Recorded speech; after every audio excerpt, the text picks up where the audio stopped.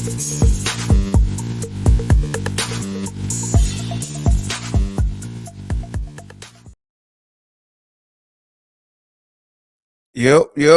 What up? What's good with everybody this Friday? Man, my light's so bright. That's why you see how that's doing that? I got to get used to the background. There we go. But what's good with everybody, man? Freestyle Friday. It's been a minute. I think I'm pretty hot. My mic pretty hot. Freestyle Friday, man. Just want to chop it up with the good folks, see what's good. You know, any topic that took place this week that you want to talk about, just let me know. We here. I don't have the link in the description just yet.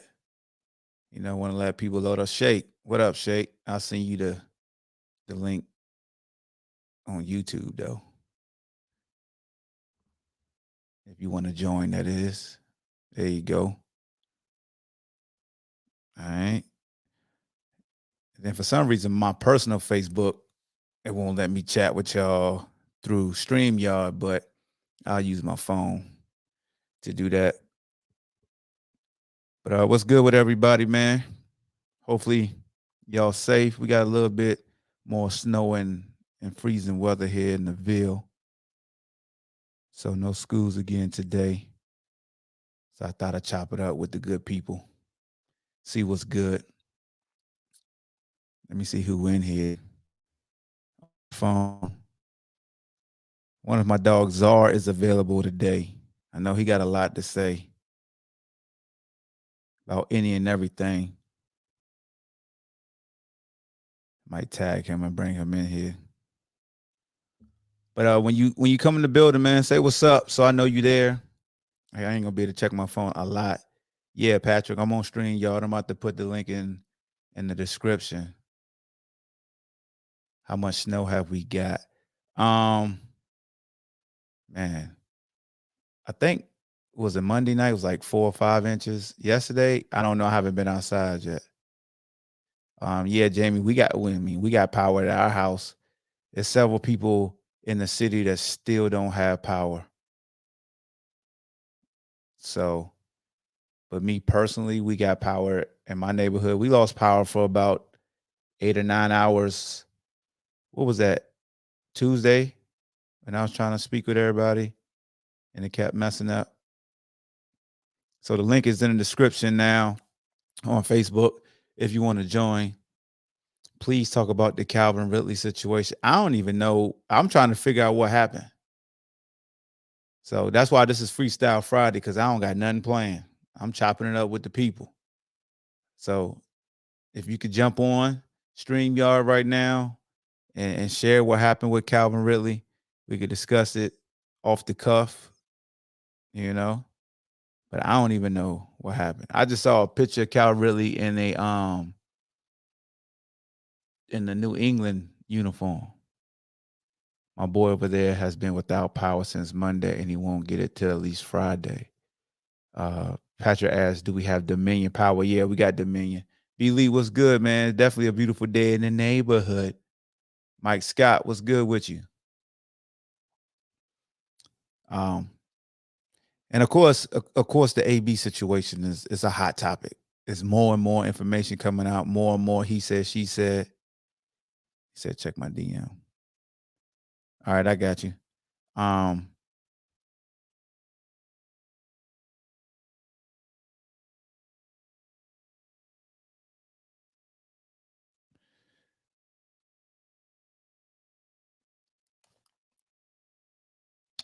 But yeah, P. Diddy, man, come on the stream, bro, so you can talk your talk about your Georgia, your dog. Saying on the national championship, salute to y'all for that. Salute. You know, is DJ Hollywood shooting another commercial today? Is he on set yet again? That's what we want to know.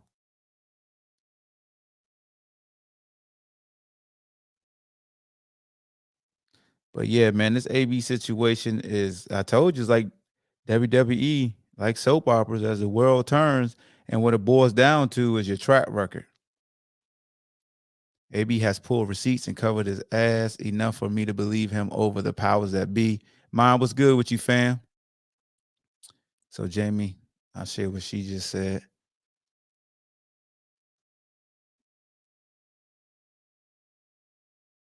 Alex said, Georgia favored by 2.5 in the Natty. Kind of shocked me. They trying to get somebody money. Oh, that's not my league. That's Mike Vick's 7-on-7 league. Salute to my dog Dustin Johnson, man, DJ, for doing that. Matter of fact, I'm glad you said that, X. I get you in here, Stefan. Hold on. He was trying to sell Czar bobbleheads. Matter of fact, I'll pull that up. Thank you for X. Thank you for bringing that up because I'll share that flyer in here right now. Salute to my dog, Mike Vick, and the V7 Elite. Let me share that. Hold on. I see you in the queue. Where'd Stefan go? He was just here.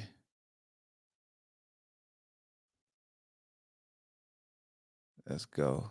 Let's see. So this is what I was talking about right here. Can y'all see that? I don't want to put the daggone comments. Well, you could put what he wrote, but I'm gonna do it full screen so y'all can see it. Shout out to my dog Dustin Johnson, though. But that's the flyer right there for the Michael Vick Presents V7 7-on-7 team. It's Sunday, January 9th. If y'all can't read what's written at the bottom, it's fully sponsored by V7. The contacts is General Manager Kevin Emery and Head Coach Dustin Johnson. It will be held at the Town Bank Athletic Field, 731 Adams Drive, Newport News, VA, 23601, 9th through 12th grade travel team. So go to my Facebook page, and it's located there. So you get the phone. I don't want to put their phone numbers. I guess I could read their phone numbers, right? Because it's on the flyer. So everybody got them. But I'm going to just let y'all read that. I still don't feel comfortable saying it. But there you go, man. What's good, fellas? What up? What up? What up? Brandon. What's happening? So Brandon on the flyer said they fully sponsored by V7. And I don't know if they still have time to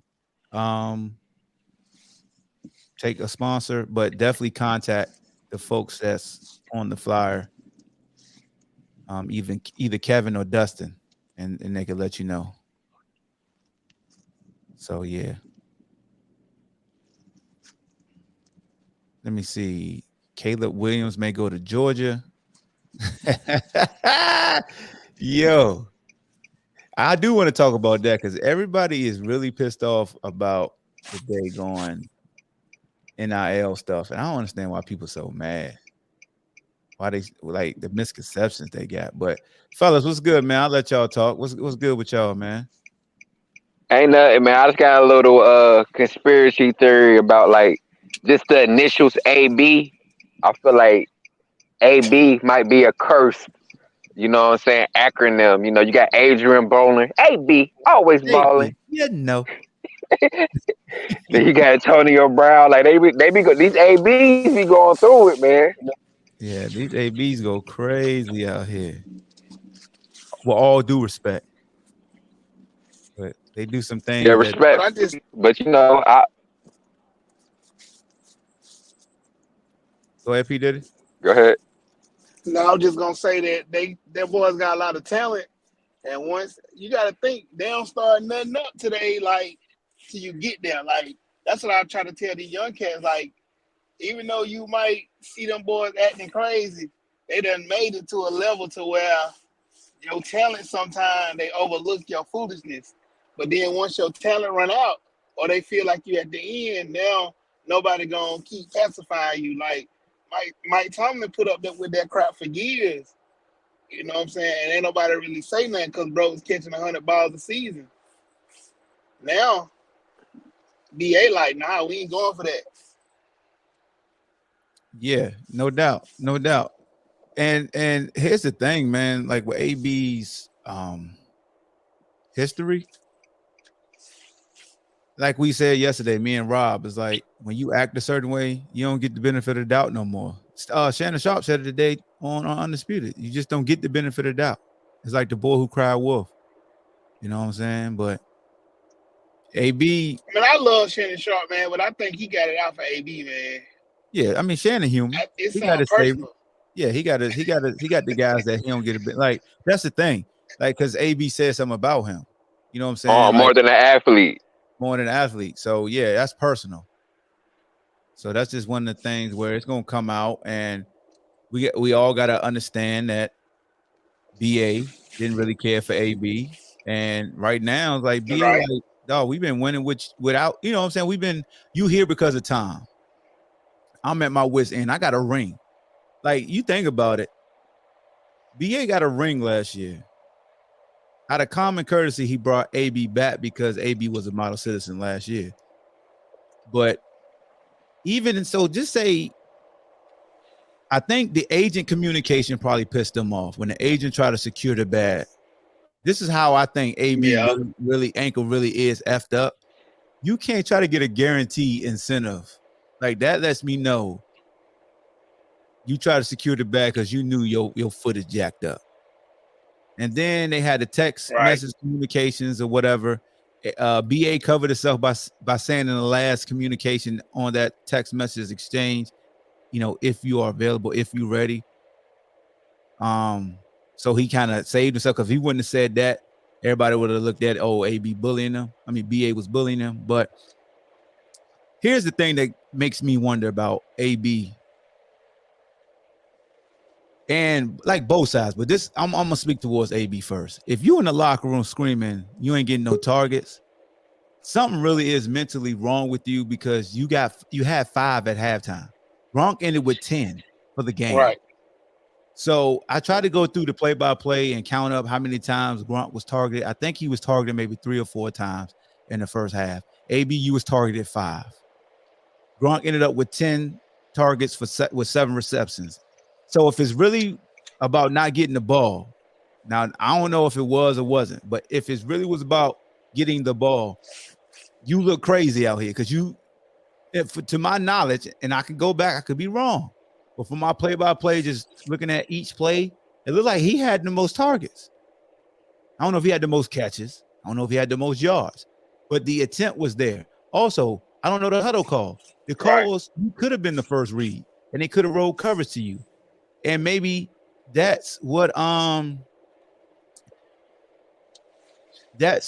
frustrated you because maybe your ankle wasn't responding as good as you want to. It's so many things that go into play. And I'm a thoughtful dude. So a lot of times when people hear me talk like this, they claim that I'm taking it back at the athlete. No, I process thoroughly. I just don't jump to conclusions because I hate being wrong. So a lot of folks gonna be thinking, oh, you taking the defense of ABDs for the, you know, I know the usual suspects who come to my post and only post was when I talk about certain athletes too. I got my receipts. I could be like AB, but you know, when it comes to Bruce Arians, like, AB has that track record to where Bruce, even though he said some things that was contradicting himself since the game, it don't matter. AB so self-destructive. See, told you. So it went back to what Rob said yesterday, where AB acting like a third grader is like, who cares anymore? But go ahead, Shake. I didn't mean to cut you off. Yeah. I was saying Bruce Arians, he did the press conference with the Easy E shades on. Like I felt deception with that. You know what I'm saying? What up, Byron? Yo, what's going on, man? What's going on? Hey, Pat, for real, man. Your boys didn't have to do us like that on New Year's Eve. But you know, I will be rooting for them. You know, I had a feeling the game was gonna go that way. Are you breaking up, Shake? I said Kirby came back with Saban. That's the problem, man. Kirby, he respect him too much. I think like that's what my whole thing about Kirby, and Kirby still called Nick Saban coach, and Nick Saban called him Kirby. Like I think I think he respect him too much, man. Like if I was Nick, if I was Kirby, I wouldn't do no presses with Nick Saban. I wouldn't do none of that. I take the Pat Riley approach, man. Pat Riley, like, look, you the enemy, but they try to. Kirby been tap dancing all week. It ain't about me and Nick. It ain't about that man that beat you 4 times in a row, and you done had the lead in every game. So, but Monday, that's a must win for Georgia, man. I don't care. What happens. Like they gotta.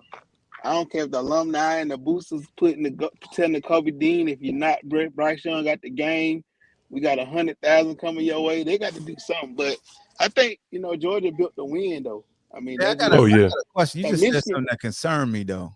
That really is it really coaching. If he's had a lead and Saban has had teams have come back and won, what's up with y'all players? Is it mind control for them? Yeah, I agree with that. Mr. Wax on, wax off, Mr. Miyagi, man. Daniel's son will never beat Mr. Miyagi. Like I heard an interview by it was an interview from one of the cats that played on the 2017 team. He said that leading up to the game, all we heard all week is that Tua was ready to go if in a situation because Tua was upset that he wasn't playing behind Hurts. So they was like they had some packages for Tua. Now we heard this in the media. You know what I'm saying? I'm just listening as a fan. Yeah. Well, the dudes say they didn't have no preparation for if Tua came in the game because defending a left hand quarterback versus a right hand quarterback is some things that's a little different. Well, they was all prepared for Hurts. So when Tua came in the game, that goes Saban to his genius. You ain't got it today. That's what I like about Nick. Nick trying to win, so he ain't trying to pacify you. Because if Kirby was smart, Sonny Michel was having a better game than Nick Chubb. Nick Chubb was a negative on every carry in that game, pretty much. Sonny Michel getting plus 10 to 15 yards a carry. But instead of you going to Nick Chubb and say, hey, look, man, I appreciate everything you did for the University of Georgia, but this Sonny Michel game, we're going to ride the hot hand. And if we don't win with Sony, then we won't win. But he kept trying to put Chubb back in the game, and that's where the success comes in. So Nick will make that tough decision and the adjustments to it don't matter about the player, it matter about winning. And we'll be friends afterwards. So that's what like even in that game coming up Monday, if your boy Stetson Bennett ain't got it. And now I know it's tough being a quarterback to just get thrown in there like JT, but JT need to be prepared. You know what I'm saying? He need to be ready to go. If Bennett ain't having the game that you want to have and the game is close at the half, you need to pull the trigger. Like, give your team the best opportunity to win. Don't keep riding a duck and then the duck clack out. But they gonna come down to, and then Jordan, like somebody asked me, they said if Kirby can't win on Monday, is it time to, for him to get fired? And I said, I can't say yes, but you know what I'm saying? It just you gotta ask yourself, is Georgia gonna make the tough decision? Yeah, you recruiting well, but can you get over that hump? Like Harbaugh, if he couldn't beat Ohio State, will he keep the job? I mean, Kirby lost me when he had Justin Fields and had him on the bench, red shirted. That's when he could have beat Saban with Justin Fields, but he didn't make that decision. Yeah, that was tough. But who gonna call? You've been playing football a long time. Fields, I mean, Fromm was the high. Like Fromm's been your man. Would you just sit him? Nah. You got too much equity. That's what I'm saying. I mean, like he wasn't messing with no Justin Fields, though. I mean, he was there. It's the same thing with Nick Saban. It's the same. You just said it with Tua and Hurts. Hurts already done won you something. You know what I'm saying? Like, you know what I'm saying? But it didn't matter in that moment. I agree. I think the difference between them is that's Nick Saban.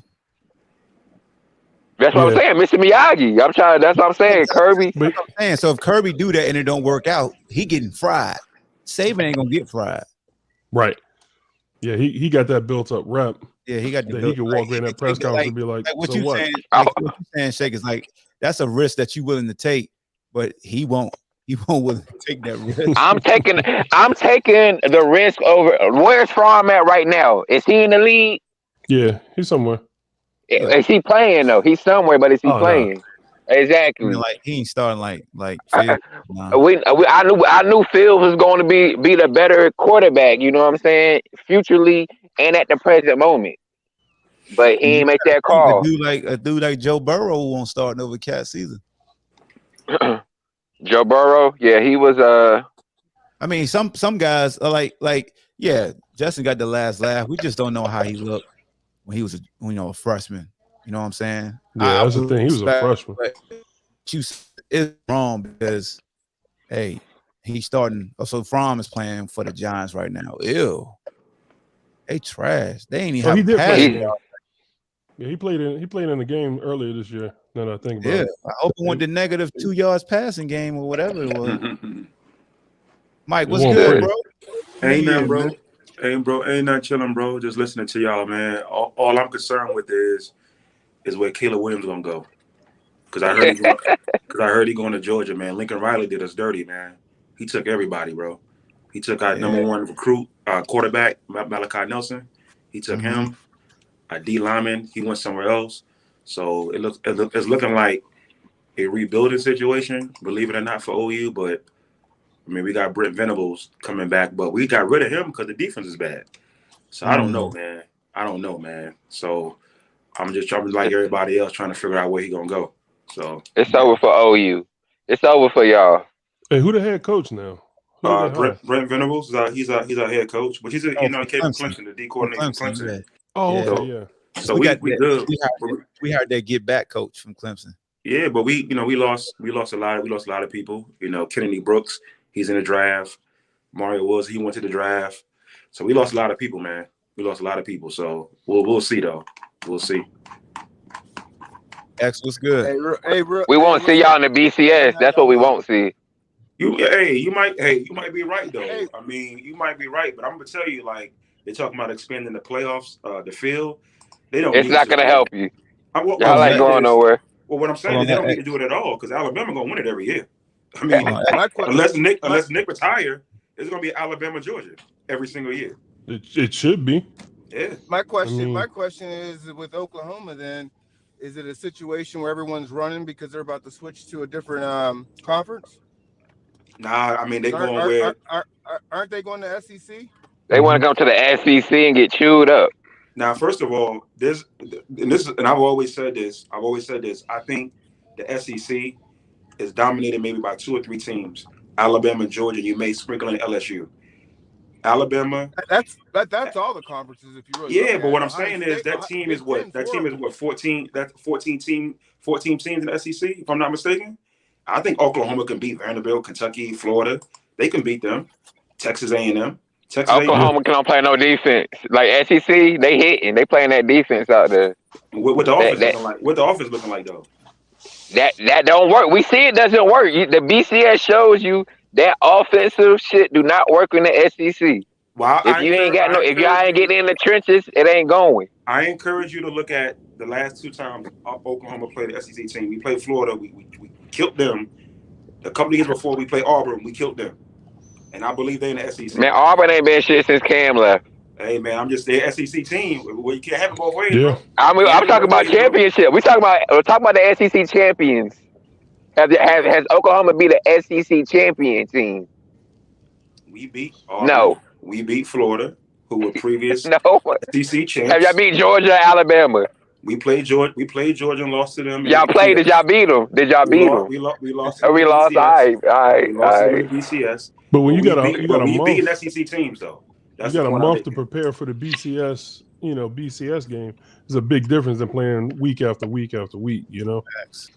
That might be true. But we'll see. But SEC has a seat in the office like Oklahoma.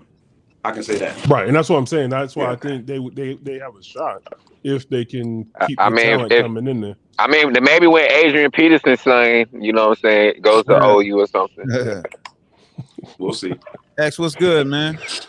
Man, no, I appreciate the love. I thought I'd pop on just to show some love to y'all. Happy New Year to everybody. Happy New Year. Happy New Year, cuz. Man, just out here. Hey, getting back to that AB though, like I was saying, I think this is all manufactured because, you start looking at over the years from the Keyshawn Johnsons, how he wrote his book to, Pass me the damn ball. You look at right, throw me the damn ball to, the drama with Terrell Owens. Randy Moss was was considered crazy and a diva, and now look where he's at. Michael Irvin, and so like Odell. the manufactured drama that they create, and then all the click bites and all that stuff. It just seems like it's so manufactured with this AB stuff. Yeah, AB, this is a self-inflicted wound with his track record and his history, and that's why I made a Facebook post a couple of days ago. Like, your history follows you no matter how much you elevate from your past and your mistakes. If you have a setback, they're going to dig deep into your past, but they only do it for the players. But think about this: there's no such thing as negative publicity, because how many people didn't know who Antonio Brown was last week until now? You know what I'm saying? There's no negative publicity. What I'm saying is, like that NBA player that started making all those YouTube videos about going after Stephen A. and all them. Like, these guys are making money on another end of it. That's all I'm trying to say. Well, do y'all think he gonna get signed again? Who, AB? Yeah. I never say never. He's still at an age where he could function, but just to sell the drama, it's going to be a drama. It depends. I mean, Jerry Jones will cut the check. Yeah, I mean, Michael Gallup is hurt, so I mean, AB hurt right now. He ain't gonna be able to play no more this year. You think he's really hurt? You think he's really hurt? Yeah. If he got MR, if he put all that information, which he did in that statement, he can't play because it kills it puts a nail in the coffin for his credibility. But has that ever stopped him before? Hawk, let me ask you this though, real quick, because you were mentioning about the targets, right? So, you were saying that you think he was kind of out of his mind because he had 5 targets, and my thing is that, and again, you know more about football than I will ever know. So, like, is it a such thing where your targets can be staggered? Because, like, if he had 15 the previous week, I know he got 5 going into halftime, but it just depends on how he's getting those targets. If you get 1 target in the first quarter, then you get 2 targets, 1 drive. So is it a such thing where, as a receiver, you need momentum? Does that make sense, or am I totally off? Nah, I mean, so I think the root of all this is money, because they wanted to guarantee the incentives, right? Mm-hmm. Before he even played. Mm-hmm. He knew his ankle was jacked up. Yeah, because that was the story that came out first, was about the whole bonus thing. Mm-hmm. Yeah, so he knew the ankle was jacked up. He played the previous week, had a bunch of targets. Mm-hmm. The ankle, like, like, I ain't gonna be able to make it. Hey, all the team, let's see if we can work this in there. Hey, Hawk, to your credit with that, like, when he releases these text messages, is that normal that you have texts like that with your coach a day before your game? That's where it just seems kind of subject. You know what I'm saying? Mm-hmm. That those texts were released and that it was that detail about it. Like, there was almost like, okay, a question, can you go? Like, he's already questioning, can you go? Because I need you. But you know what I'm saying? Yeah, you never know what's being communicated to the head coach. Like, if it was grumblings that he may want to sit out, or his ankle's not responding to treatment like he would like. Like, I don't know during the week. We all know this. We all know he was on the injury reserve and it said ankle. I mean, the injury report and it said ankle. So that's set in stone. They released a statement saying he missed appointments that they set up with their team doctor, and that's when I felt like that was the out he gave them, because it doesn't hurt you to still just go see them, even if you go get a second opinion. Like, you always go get a second opinion, that's fine, but don't give them the out, because now it makes you, with your history, look even more shady. Right. You know what I'm saying? Like Rob was saying, it makes sense. You got to move right in today's age, especially as an athlete, because you're going to get labeled so many ways. But if you move accordingly, even if they attack your character, a la Julio Jones, who never really talked that much. So when people call him a diva or say this and that about Julio, they look dumb, because there's nothing in his track record that says he's a diva. Right. I mean, he's a diva. He's a diva on some other shit, though. But even if I'm just saying, because I give you a prime example. People brought up Jerry Rice was never a diva. on the surface, Right.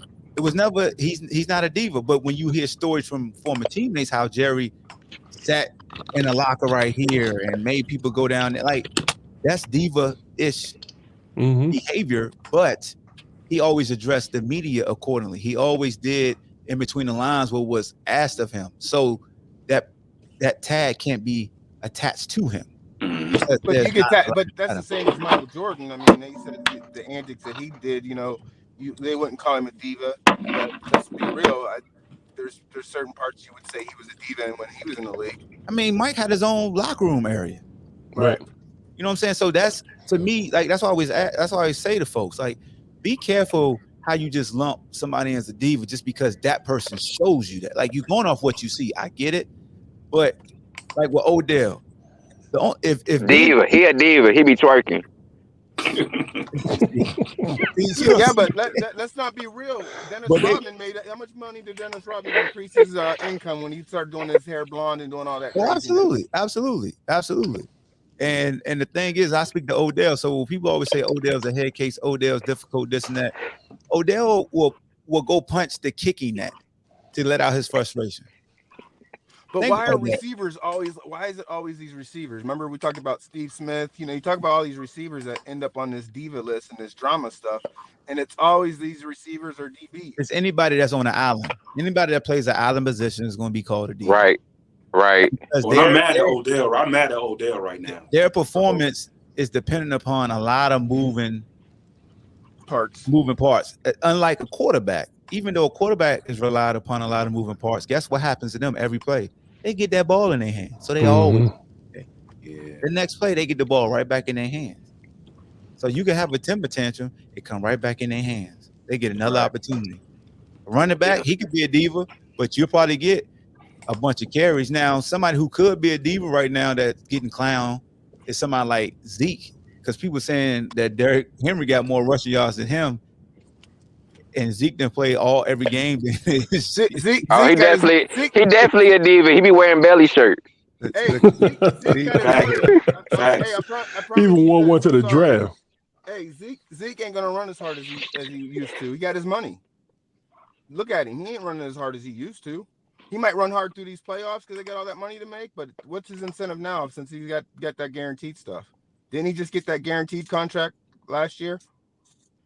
It was about a couple of years ago. 2 years ago. It was 2 years ago. About 2 years ago. But when they talk about you think about all the running backs that start shutting down after they get that guaranteed money. From the Warwick Dunns to the Damian Tomlinson. Even going back to Barry. They say the average running back's 4 years. Some of them made longer, but once they start getting that guaranteed money, they're like, man, it's time for me to shut it down. Oh no, that was blasphemous with Barry though. Like I ain't never see Barry take off. Right, yeah, I agree with that. Barry didn't go to Cabo and start working out on the beach. Yeah, right. Barry was different though. For real. For real. And he's still respected different. Yeah. So what exactly about the AB text is like the smoking gun? Because I've asked a few people that. The smoking gun was Coach tried to act like he didn't know AB had an ankle. Right. Mm-hmm. You mean after the game? Yeah. So when he like he never knew AB had an ankle issue. And that's why I see that, and that's what I'm saying. Like he made that statement, that text was shared. People still didn't understand why he shared that text. It's because Bruce don't have a long history of being deceitful. You know what I'm saying? Like if Bruce was known as a major prick, we would have hung on every single word he said. And as soon as AB released that, but AB is the prick. So it's like, you ran off. Yep, he quit. Because people saying so you still got people saying AB quit on his team. And it's like, how you quit when somebody kick you off? He said, get the hell off the field. I would never quit on my team. I would never leave. He got kicked off. You know what I'm saying? So it sometimes it just lets you know that some folks wait to pounce. Some folks gonna thoroughly break it down. And some folks thoroughly gonna defend no matter what too. You know what I'm saying? Like I'm not thoroughly gonna defend no damn dude. I don't know that from Adam. I know AB from his dad. I don't know AB like super personally. I know his dad. So when people think just because I said I know his dad that I defend AB, it's like I'm gonna make sure I get all the information because I've been on that side of the tracks when you saying something, but you know some jacked up stuff, and people don't take your word for it. You know what I'm saying? That's why when me and you were discussing yesterday, I was like, yo, I got that Toradol shot and played hurt when I wasn't supposed to.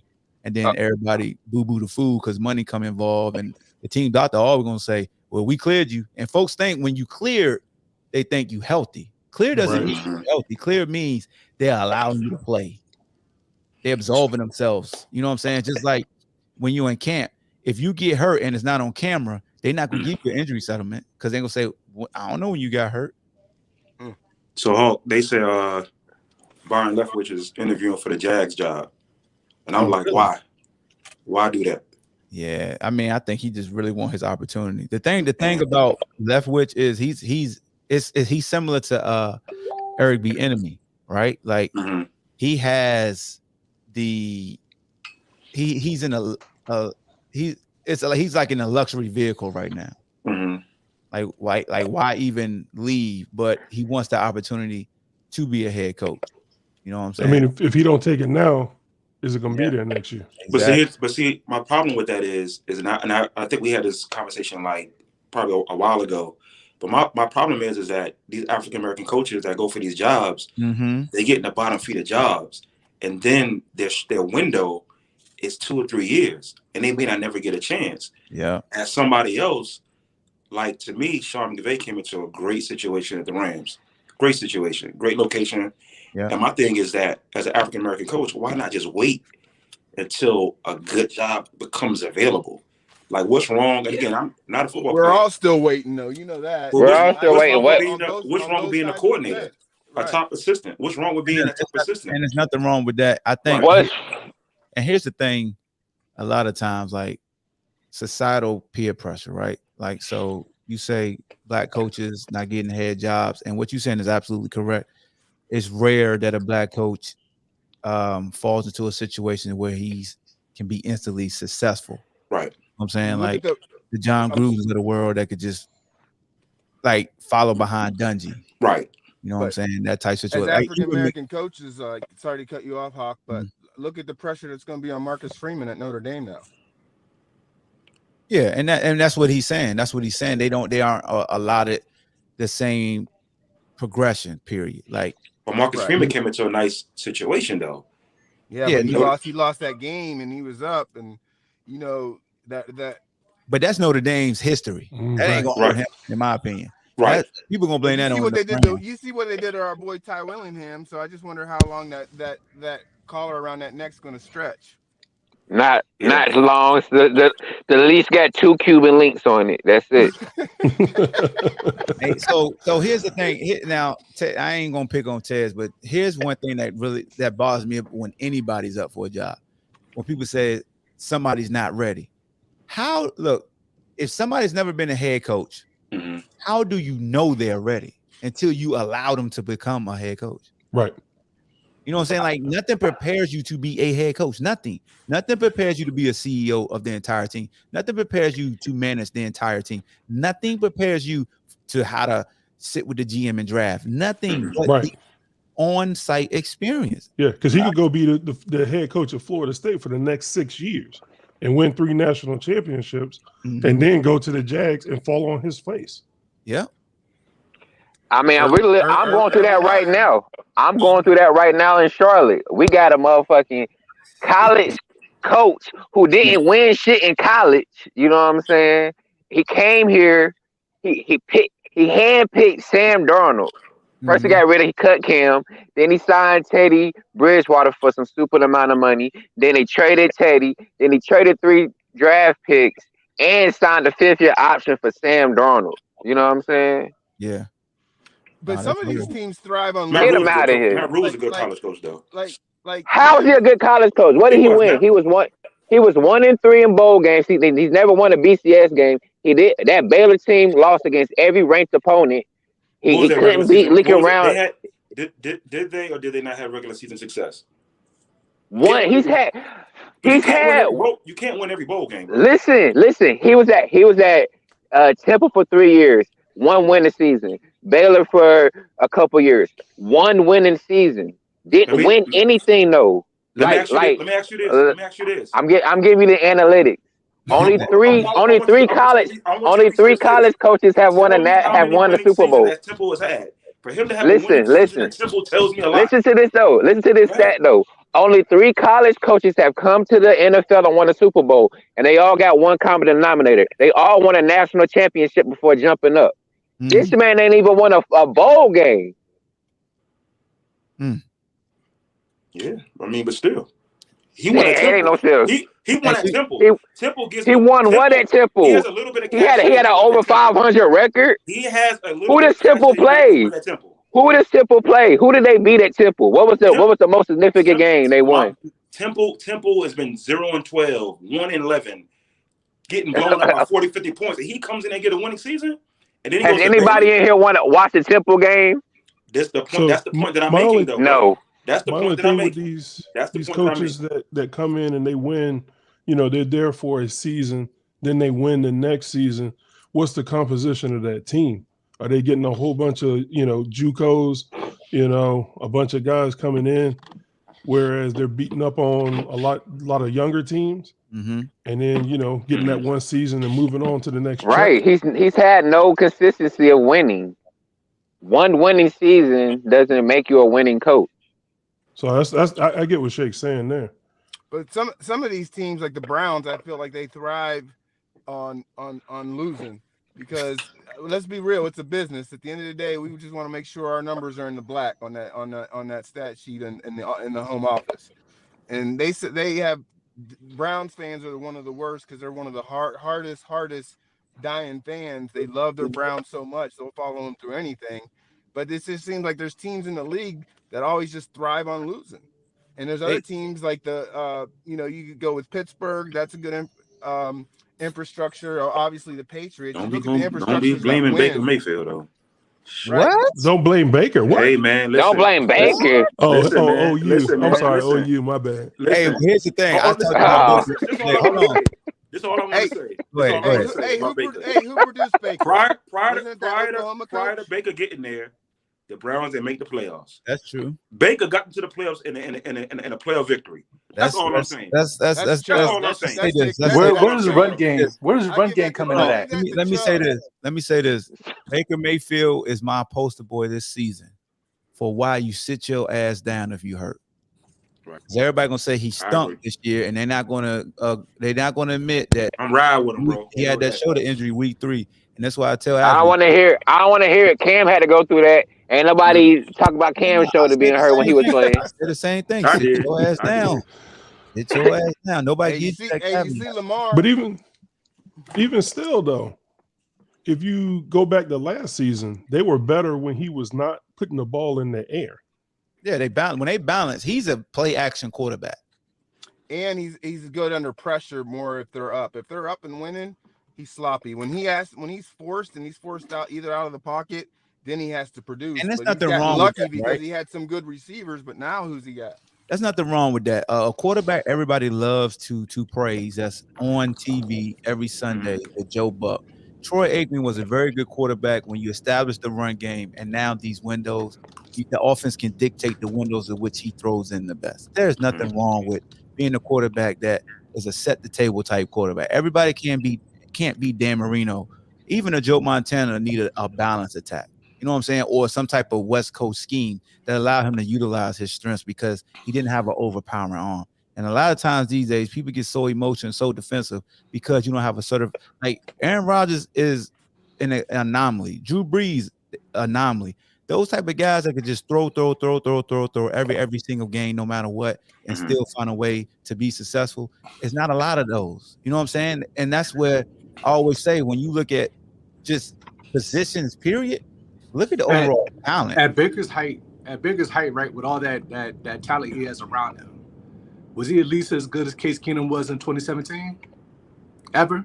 You mean this year or No. Ever? Keenum? Yes. Yeah. No. What you mean he wasn't better than Case Keenum? With the talent that he has there, when he had Odell. No, that Vikings team was way less talented than the Browns. Really? No. That offense? That Vikings offense was With the tough. Browns offense, Yeah, I as right said team. They now, had a defense too, though. The Browns got D. The Vikings got D. They had Pause. Vikings always had defense. Yeah. Whoa, wait, major ball. That's when their corner was at an all-pro level. That went to that's Florida State. true. That's What I'm when- saying is, and the safeties, both of the state. Well, they had two dynamic safeties then. Mm-hmm. One of them Yeah. played for Philly right now and came from UVA. I ain't gonna say his name, but everybody knows his name. But that's a great Shake. And I mean, Darian proposed that question. That's a great question, yo. Because Shake made great points too. Cleveland got What's a that? lot of talent, also. A lot of talent, bro. I Like mean, that. they put all them picks together, and they actually hit Yeah, but on when we a talk lot of about them. bonus money, like Cleveland, they didn't run Chubb at all. They're lining up in single shotgun and just letting him run around the field. And they're just, I mean, you saw what TJ Watt did doing, or whatever Watt boy that was. Yeah, that makes me wonder I mean, they too. did not run Chubb at all. They didn't even use no time management. I'm like, what is he doing?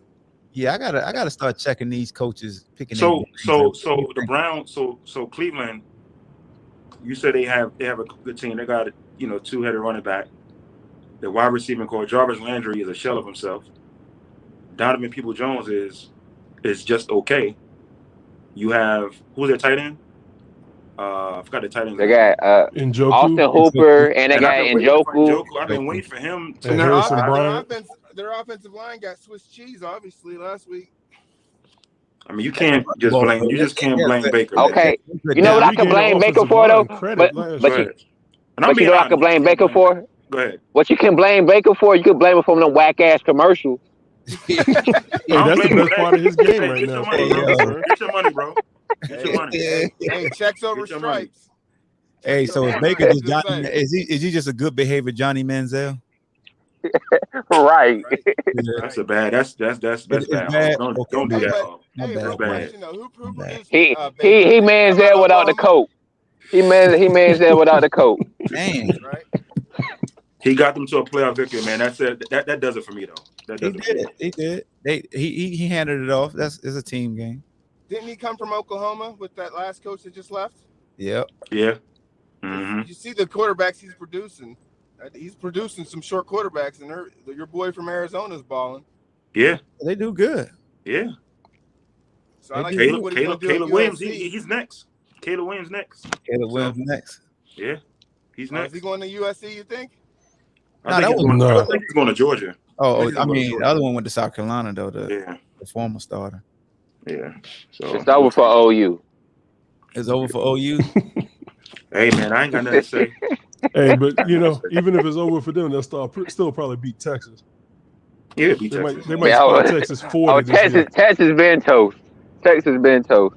That's a ball. Right? What y'all think about the NIL? And you think it college sports?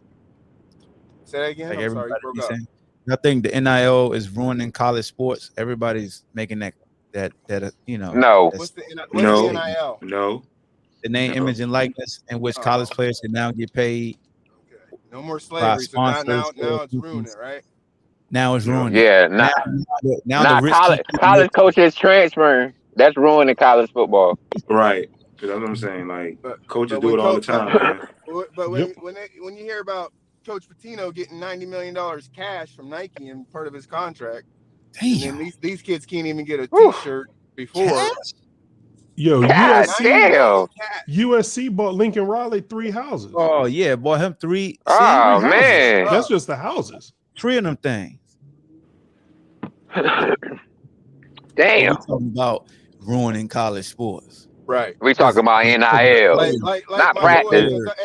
My boy Terrell Pryor, he was under Tressel, but he got damn tattoos, and they he gave out a jersey he wore that's his, and people was up in arms that and a tattoo. Man, shout out Maurice Claret. Oh yeah, my boy can see. But under that Tressel program, I swear to God, if ESPN wouldn't have ran that magazine article about him going pro, he wouldn't have had those problems. But when they ran that article about him going pro, all that controversy to sell that damn magazine, that's the problem with ESPN. You got to be careful. Hey, remember when Kirk Herbstreit almost torched Les Miles? right before the national championship game when he said he's leaving to go to Michigan and all that news passed.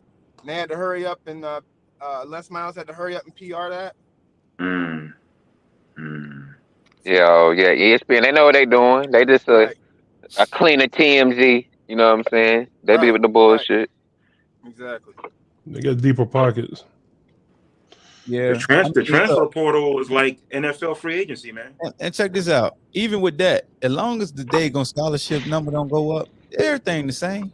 Mm-hmm.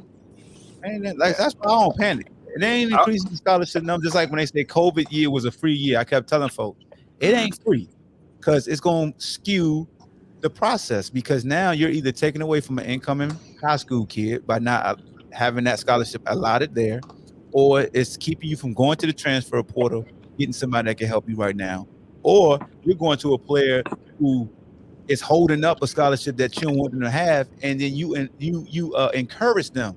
Hey man, you might want to transfer. Mm-hmm. You know what I'm saying? So that's why people look at things that for face value all the time, and the media, they smart. That's why they're a machine. Hey, it worked out for your boy Joe Burrow from he transferred out of Ohio State, went right to LSU. See where he's at. Ain't nobody talking about that. You know what I'm saying? Ain't nobody talking about that because it makes it right. Yeah, see, that's what a lot of people don't realize them conversations. Like, hey, we bringing in so and so, at your position. Everybody got mad at that kid that graduated high school early just to get to Ohio State. How you get mad at a kid that's graduating early? People dumb. Education. Why are you mad he graduated early to get to college? Oh, he's leaving his high school teammates. He let them down. The hell if he had gone to Texas or A&M instead of going up to Ohio State, it would have been a different story. Facts. Y'all saw the quarterback for A&M just went to Auburn. Yeah, I just seen that. Yeah. Oh, really? Mm-hmm. Yeah, because Bo Nix went to Oregon, right? It's another thing that I like. Bo Nix, he can go far away up there, bro. There's a lot of things I like about this transfer portal. The transfer portal can allow somebody who wasn't heavily recruited that happened to just get one scholarship to a school. He get to that school, he ball out, and then the school of their dreams, like, ooh, we missed out on him. Hey, we got a scholarship available. We all done been down that road, like, yeah, I'm gonna go down there right quick. Cam's another Burrow. Another Burrow when he transferred and went to Auburn and got a Heisman and got the national title. Did he get kicked out of Florida? Yeah, that's how crazy Urban Meyer. He got kicked out of He kicked himself out of Florida, really, but he got kicked out of Florida and ended up going JUCO, and then they recruited him from JUCO. The rumor was his dad he was shopping him around for like $300,000. Yeah, but Cam the only dude that Urban distanced himself from that had issues. Yeah, everybody else he brought closer to him. Yeah, that makes you wonder. What does Cam? Yeah, but Meyer can't produce quarterbacks in the NFL, and so that's probably a good thing. Who do? But I don't know if you heard Cam talk about it. Meyer cannot produce quarterbacks for the NFL. Oh no, not at all. I don't know if you heard what Cam talked about it because he said he was upset, but he didn't really have him. He said he was upset that Urban chose Tebow kind of like over him because he said he was supposed to be the guy for that next year. You know what I'm saying? Yeah. And that's the way things happen. But he wanted to make Tebow what Tebow is now. You see what he did for Tebow this year. Well, he needed Tebow to make himself look clean. Right.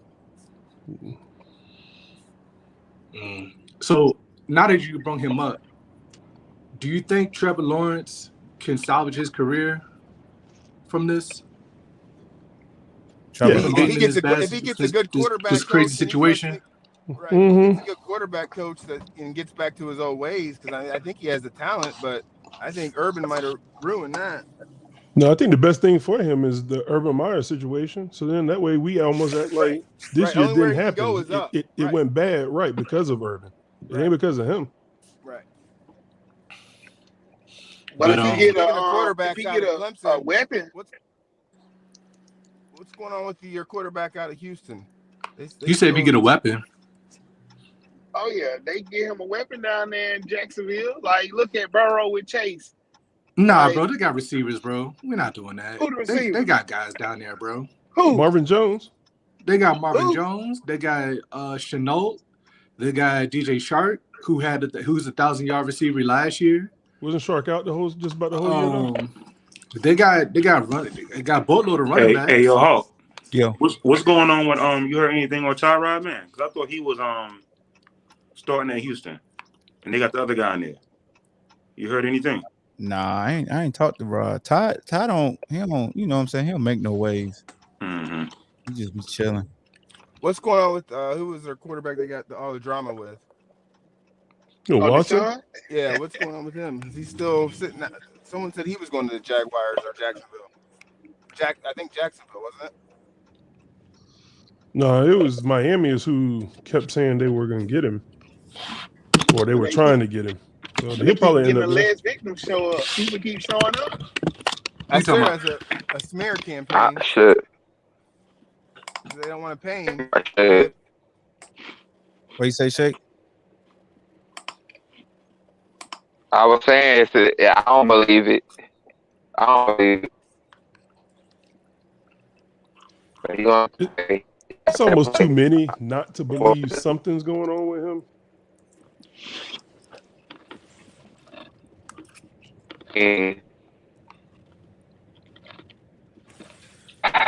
so you believe? So what you think about Kobe? You thought Kobe was guilty? Hey, Shake, you in the blender, bro. Yeah. You're fighting, but Damn. I got the perfect landing spot for Antonio Brown. Uh-oh. He need to go to Arizona. Absolutely not. They got Absolutely not. They got a veteran receiving crew with Hopkins, Green. Trying to tell you. bro, they already got tricky dudes, bro. They got Green, Christian Kirk, and they got Hopkins. They good, man. And they got And Kyler can't see over the line. They're good, bro. Yeah, they straight down there. They got. I say go to Buffalo, man. Cole Beasley, they don't want him no more. You got Manuel, you got Diggs, and you get Antonio Brown. Perfect. Yeah, you can put him in Green Bay to be for real. That's Aaron Rodgers leaving. That'd be scary. Yeah, but he gonna think he better than Devontae Adams, man. Nah. He ain't gonna do that. Man. I don't know. I don't think it's gonna be that type party. Are you sure he's not going to do I'm that? messing, but I'm just saying, though. I mean, they got a little good mix going on right there. I think Buffalo can use it. I was gonna say the Chargers, but nah, you don't want to mess with Herbert's, like, you know what I'm saying, if they make the playoffs. But nah, I would say Buffalo. Remember, everybody said AB was going to where's- Baltimore before he even got to Tampa Bay. And Right. Where's Stafford at? He can go be a Titan. Where's Stafford at? Stafford with the Rams. Don't say Julio. Julio is somewhere trying to put some metal on his legs.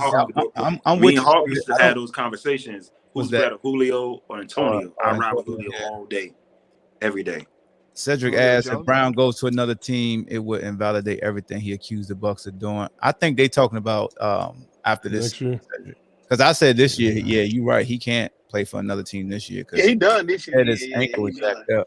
So yeah. Hey. But would we be surprised though if he did that? If he still played?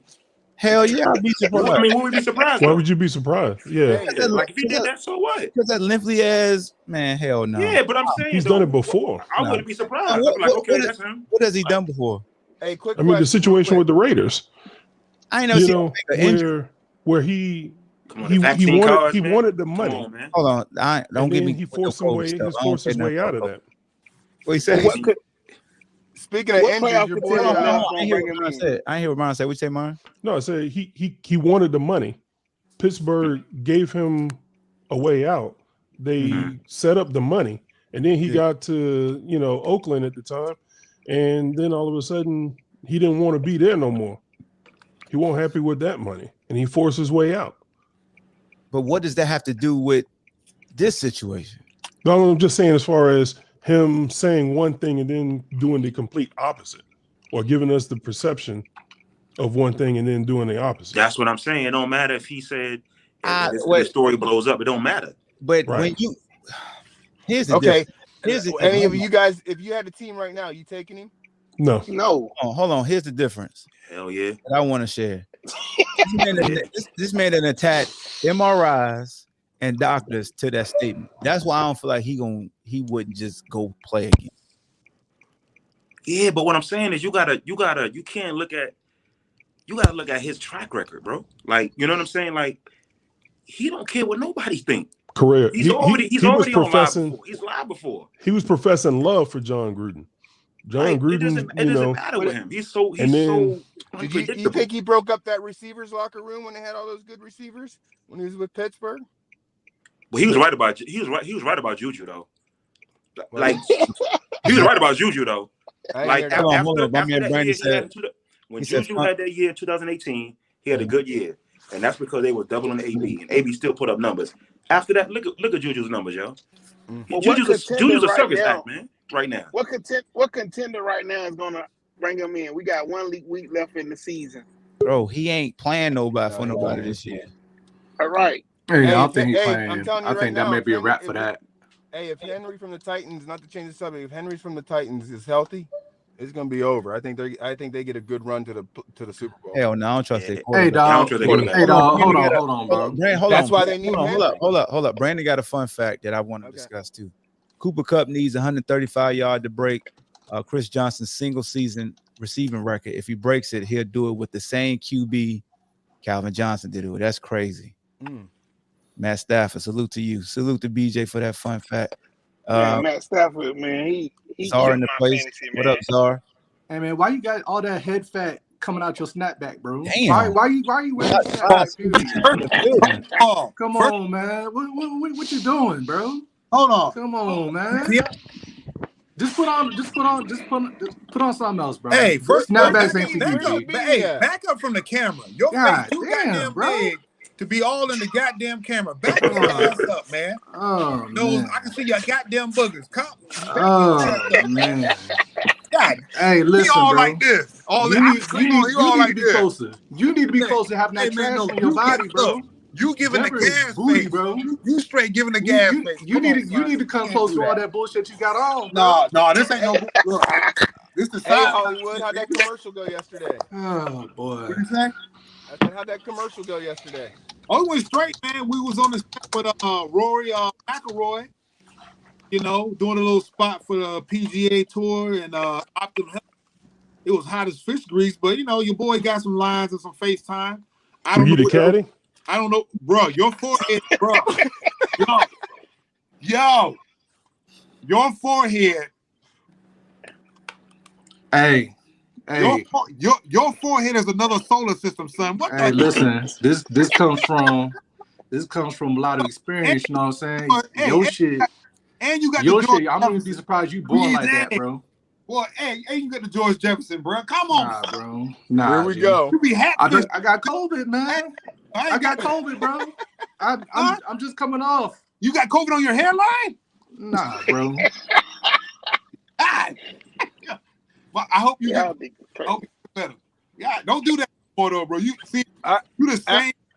You the same. Hey, Hollywood, I gotta call you out. I can't hear you, bro. Hey, wait a minute. You the same. Call you out. That women be talking about with this hat fishing stuff. Took your hat off, looking like George Jefferson over there, Wheezy and stuff. Come on, Brand. Put a hat on, bro. Put a hat on. Who had a question for me, man? Hey, this is Axiom. Hey, I got a question for you. The other day when we were on, this is back to you. You said if Arians comes out with his statement and AB comes out with his, who you going to believe? So it's back at you. Who do you believe? You know what, man? Here we go. See, you already started. See, dead. No. Dead. Left turn, Clyde. No. I have yet to review the whole thing, man. When I was shooting the commercial, all this stuff, I ain't had time to look at it. See, Ahmad posting the stuff, posting, what Arians did or what was told. I'm still trying to catch up. That's why I really haven't said who's at fault here. I do blame Brown in some fact for acting the way he acted, because he could have acted a totally different way. But people are different. That's just me. If I'm a pro football player and all that's going on, okay, Chief, you got it. I'm going to go to the locker room, I'm going to put my sweatsuit on, and we're going to have words behind closed doors. I'm not going to create a spectacle going forward, because that's going to hurt me with my social media platform and trying to get employment going forward. You got to be not him. No one knew his name until last week. Besides, normal people in football, but people off the streets didn't know who he was. Wait, Antonio Brown? Right. Yeah, but still, what did the social media do? But what I'm saying, my question is back to you, like you said, who do you believe? Just flat out. Bruce Arians, I believe Bruce Arians first. Mm. Bruce Arians is a man of his word. Bruce Arians, only white dude, only one of 5 white dudes that I know that can go in the hood, roll dice with the bros and eat fried chicken and get out alive. But Bruce has never lied. I ain't saying that. Oh. Bruce You going off a credential? He got street. He got street cred. He got street cred. I feel you. He got street cred. Yeah, Oh, bro. He got the Kangos. He can rap, bro. He like. What is that saying about? What are you saying then? If he got street cred, he got street cred, bro. Why do we give people street cred? That's my truck. Just like what's the Seattle Seahawks coach? You name him. Pete Carroll. Pete Carroll got street cred. Bruce, but I want to say Bruce not a man. No, he don't. Not to blowing that damn Super Bowl. He don't. The hell he don't. So look. Blowing that Super Bowl, he lost that street cred, bro. Bruce did it. Look, go ahead. Go ahead. Oh, no, my bad. Go ahead. We're getting street credit confused. My version of street credit is when you're Caucasian, you can go into the hood. You can go into and talk to these young men and get them to respond a certain way and recruit them. That's true street credit. That means the street. Pete Carroll had that, but he lost that when he blew that damn Super Bowl. They ain't been the same since. The Super Bowl don't got nothing to do with it. Shit, yeah, dude. He can still go to if he went to USC again, he can go to the ghettos of Southern California and still get these recruits. Nah. No, he cannot. No, he cannot. Hey, he lost that. He lost that when Earl Thomas. They were all pissed at him. To do with street cred, bro. Real quick. I know, but that doesn't mean he doesn't lie, because I can give you a perfect example. Jim Tressel, he had street cred because he came out of Youngstown State before he made it big and got to Ohio State. But what I'm saying is, with that street cred doesn't mean there's no shadiness or they don't lie. So let's be real. You can have all the street cred in the world, doesn't mean you're going to tell the truth, especially when it comes to the big PR of NFL. You're right. There's lies and being told every day. But Jim Tressel, no. Jim Tressel does not have street cred. By the way he wants, that's not street credibility. Okay? By the way he what? His whole. Hey, change the subject, man. Right, dude. Okay. But look, when you ask me that question, I believe the coach, because AB. Man, Bruce Arians full of shit, man. But still, bro, Bruce Arians is Bruce Arians. You never call Bruce a lie. What? You said what? Liar. Until we just caught him in a lie. But wait, what is Antonio Brown's records? That's fine. You're right. That's cool. They both. Hold on. You can't overlook. Exactly. Thank you. What he's about to say. Go ahead, P. Diddy. You can't overlook BA part in it too. They both got their equal part to play. Antonio Brown shouldn't have acted like a little kid, but BA lied about knowing that man was injured. Like, let's call a spade a spade. If Czar, exactly. Call it down the line. It's crazy as you act. Say if you got a DJ gig going on, and I don't like how you playing the music, and I come up to you halfway through the gig and tell you that I want you that you fired. How you gonna act? What? And I'm not paying you. Yeah. Hey, but at the same time, we can throw wait on the sideline. And Amos, hold on. Go ahead and finish that question. Go ahead. And I'm saying, if you got a DJ gig going on, and I come up to you halfway through the gig and tell you that you fired, but you told me prior to the gig, yo, Pat, I ain't feeling my best, man. Like, you know what I'm saying? But I'm gonna come out there and try it. And I come to you say you fired, and then how you gonna act halfway through the gig? Oh, wait a minute. This table over. How you gonna pull your speakers down? Pull an AB. I'm gonna make sure the crowd all the hey, got the power of my laptop, snatch my shit, and walk the fuck out. That's an AB move. You know what I'm saying? But still, if AB still being paid, okay? No, he's still what? He's still being paid. When? He's still being. So AB didn't get paid for that game. He got paid for the game, yeah. He just said paid for the. I'm not paying you for the DJ gig. That's the difference. Oh, okay. Yeah, no, man, come on, bro. No, I ain't giving you the second half. I'll let you keep the deposit.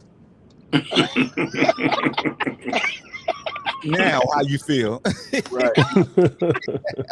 Well, it's all good, man. But Animas, go ahead, bro, with your question. But I just think BA got his part to play in it too. We can't overlook. Yeah, I AB definitely guilty of being an This is what I always asshole. say.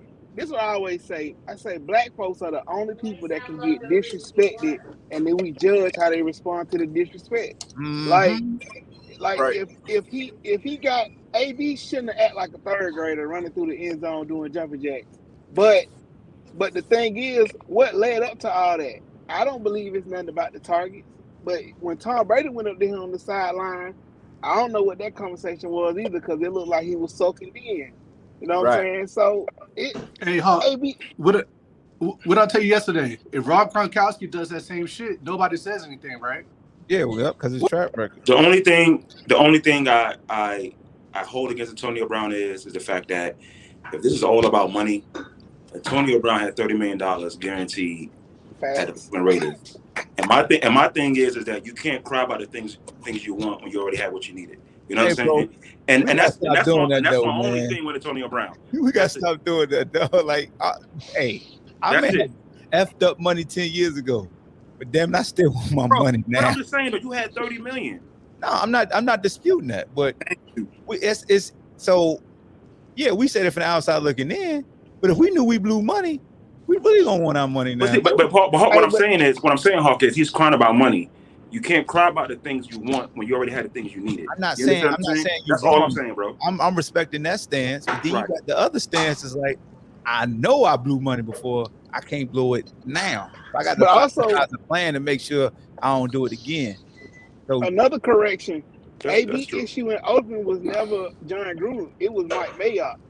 Him and Mike Mayock was the one that was going back and forth. It was never Gruden, but AB handled all that wrong too, because he was crying about a helmet. Yeah, that's what it started out, and that's the thing. Like him and Mayock were going back and forth because Mayock was holding him responsible for the feet issue. Like you got to show up, you got to get your treatment. That's that narcissistic trend that AB has, is that as soon as he doesn't get his way, he's pouting like a little 5-year-old, throw a tantrum, and it's all about me. But at the same time, look what we're talking about. It creates that backdraft. So here's my thing too, because Mike Tomlin, the homie, I praise him. Who created this monster? He did. Central Michigan. Did they this is before that. I think this is probably well before that. You can't tell me he didn't act this way before. No. But like my man BJ said, salute to him. He said that receivers coach went to therapy with AB. Right. Another thing that we can't gloss over on Freestyle Friday is on Monday Night Football. They said that Ben Roethlisberger, doing his allegations about the sexual assault, he was immature at that time. Right. Did you see the way they PR'd that on Monday? Ben's never gotten a pass from me on any of that. Right, they were any of that situation. Let me do y'all on something real quick. Ooh, whoa! You lost me now. You gonna school me? Go. I'm ready. Around the campfire, children. I'm about to tell you a story. Lord. So we've all been immature at one time, right? We've all done the same. What happened after you got in trouble? You had one or two ways to how to react. You learned from it, and you changed your way, or you kept on doing the same stupid shit. We all know Ben Roethlisberger is a rapist, or he was a bad dude. That ain't immature, dog. Yeah, that ain't got nothing to do with maturity. I'm saying it's called growth. It's called growth. It's called growth. Do you see? Let me stop you. Let me stop you right there. Grown rapist. Can I stop you right quick? Pause that thought. Go ahead. Because I think you glossed over something and realized that's probably insensitive. A dude that you just said, so he might be a rapist, or he could have took the booty. Again, that has nothing to do with maturity level. It does. If somebody, hold on. If somebody, I think subconsciously, Hey, all I know is I'm a father. Go ahead. Okay? Go. Can I finish? Yeah, go ahead. Yeah, you can finish. Go ahead. Okay. So if you're a professional football player, right, and you get a bad rap right in your first 2 years, you got to do something. So you can be more marketable. You can PR. On that surface, yes. Yeah. So if you don't see Ben Roethlisberger making the same mistakes, doing this, doing that, all in the media. We don't see it. You're right. He put his head down so he can still make that money. Yeah. That's the mature aspect. Okay, I'm with you. I'm with you on the field how to act. Yeah. When it comes to the job, that's when you say somebody's mature or immature when it comes to their job. When it comes to what they do off the field, there are things that comes with maturity, and there are things that come because you're just a sick ass individual. Yeah. If you out here taking somebody's cookies, that ain't immaturity. You just sick. That's sick. Yeah, that is sick. Okay, so that's why I don't allow them to say immature when he was actually just sick right there. He's sick. Okay, I get what you're saying. You know what I'm saying? So that's why I would respect you if you say he was individual as far as how he Donovan McNabb, Lavelle, when what's the running back name? Ray Caruth. The running back, man. Oh man, what are you talking? My bad. Le'Veon Bell. My bad. When he Donovan McNabb, Le'Veon Bell, and talked about his money, and then turned right around and signed his own long-term deal. That's immaturity. You know what I have a problem with that? Because Cam, they took all the Cam shit, like his endorsements and stuff, just for having a bad Super Bowl interview. No. And yeah, they had a bad Super Bowl interview. Yeah, they dog Cam. They made a big thing about that. Yes, they did. How he's supposed to act, and all that other bullshit, right? Well, that's immaturity. But he lost money from that. That's maturity. You know what I'm saying? Yep. Ben Roethlisberger ain't lose shit. Wait a minute. He got their face for what? A year? Kobe lost his stuff. He lost that Nike deal that year. He did. They snatched everything from Tiger. Hey, Ray Peterson. What Peterson boy? Adrian Peterson lost his. Man, they wrote ESPN wrote an Tiger article lost about his being- too. Yeah, Tiger lost ESPN everything. wrote an article He about couldn't even drive a being- Buick. I'm saying ESPN wrote an article about what his legacy is. But I was like, how they gonna try to make his legacy great? And they every time they bring up Mike Vick name, they bring up dogfight. So we gonna do that to Mike Vick. We need to bring up the little racist stuff. Okay, wait a minute. Hey, but you always consider the source. These are immature mistakes, though. That's what I'm saying. You know, the two things that's immature. What Ben did is not immature. pets. That's what How it can be immature to have your bodyguard stand outside the door while you in the room with a chick? That's you call that immature? I don't think those things are immature. I think those athletes thought that they can get away with it. That's the difference. They thought they can get away with it. There you go. That's entitlement. And entitlement comes with maturity a lot of times. But you know what? Yeah. What else is immature? The wide receiver that shot himself? That makes sense. Plexico. Yeah, Plexico shoot himself. I'm pretty sure Wait a minute. He lost his job then, didn't he? Let's give a round of applause. What's the quarterback's name? Dak Prescott. Because Dak Prescott used what Cam got in trouble for and is now flourishing. He used it? How did he use it? Why would you pit them against each other? I'm not pitting them. No. You learn from another's loss, from another's misfortune. No, that learned from college. No, he stole. From his situation? He took that Dannon.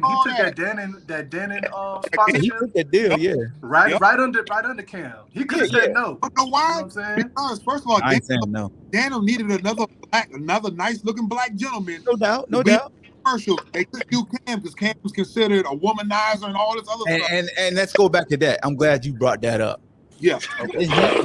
Nothing he said to me was disrespectful. If you know football, you are like, yo, you just like the questions he was getting that day compared to what she asked was true, authentic, film watching type of questions. Yeah. Right. And he was praising her for that. Yeah. If she's a man, he said, go ahead. Wasn't there a story that ESPN ran that there was fans upset when Cam used to do the thrusting motion after he scored? And there was older white women in the stands that were really, really upset. And there was a story that ran an article about that. Isn't that when some of that shade started coming on about him? They used to get mad at Cam for smiling while playing football. Mm-hmm. They used to get mad. They hated him smiling. They used to get mad at Cam for giving footballs to kids after every touchdown they had. Right. You know what I'm saying? So that's why I always say, man, this is a child's game. And Czar is one of those guys that won't let you have fun on the field. And honestly, the team's responsible for that. They should have went to bat for Cam. Didn't Rogers used to do the next Meanwhile, Jerry, wasn't that isn't that Jerry Richardson was the owner of that team, who was out there commenting on the way the women looked in the jeans. Yeah. Yeah. And then they had to move him up out of there. And look, Robert Kraft, that whole situation, being in that masseuse with that China shit. Look how they got swept under the rug. Hey, Under the rug. Hey, you want to see real money? Where's that story at? Beam said something too. Look, remember when LeVar Ball told Shorty Molly, stay in your lane, and everybody got right.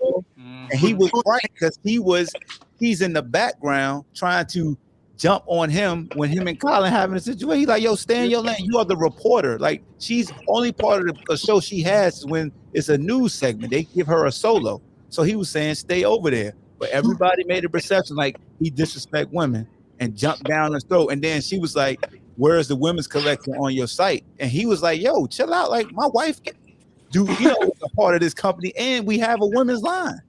Two populations you can't without repercussions.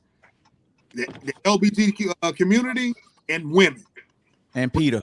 So regardless of what you say, 3. It's going to be some repercussion on the back end, bro. It's 3, yeah.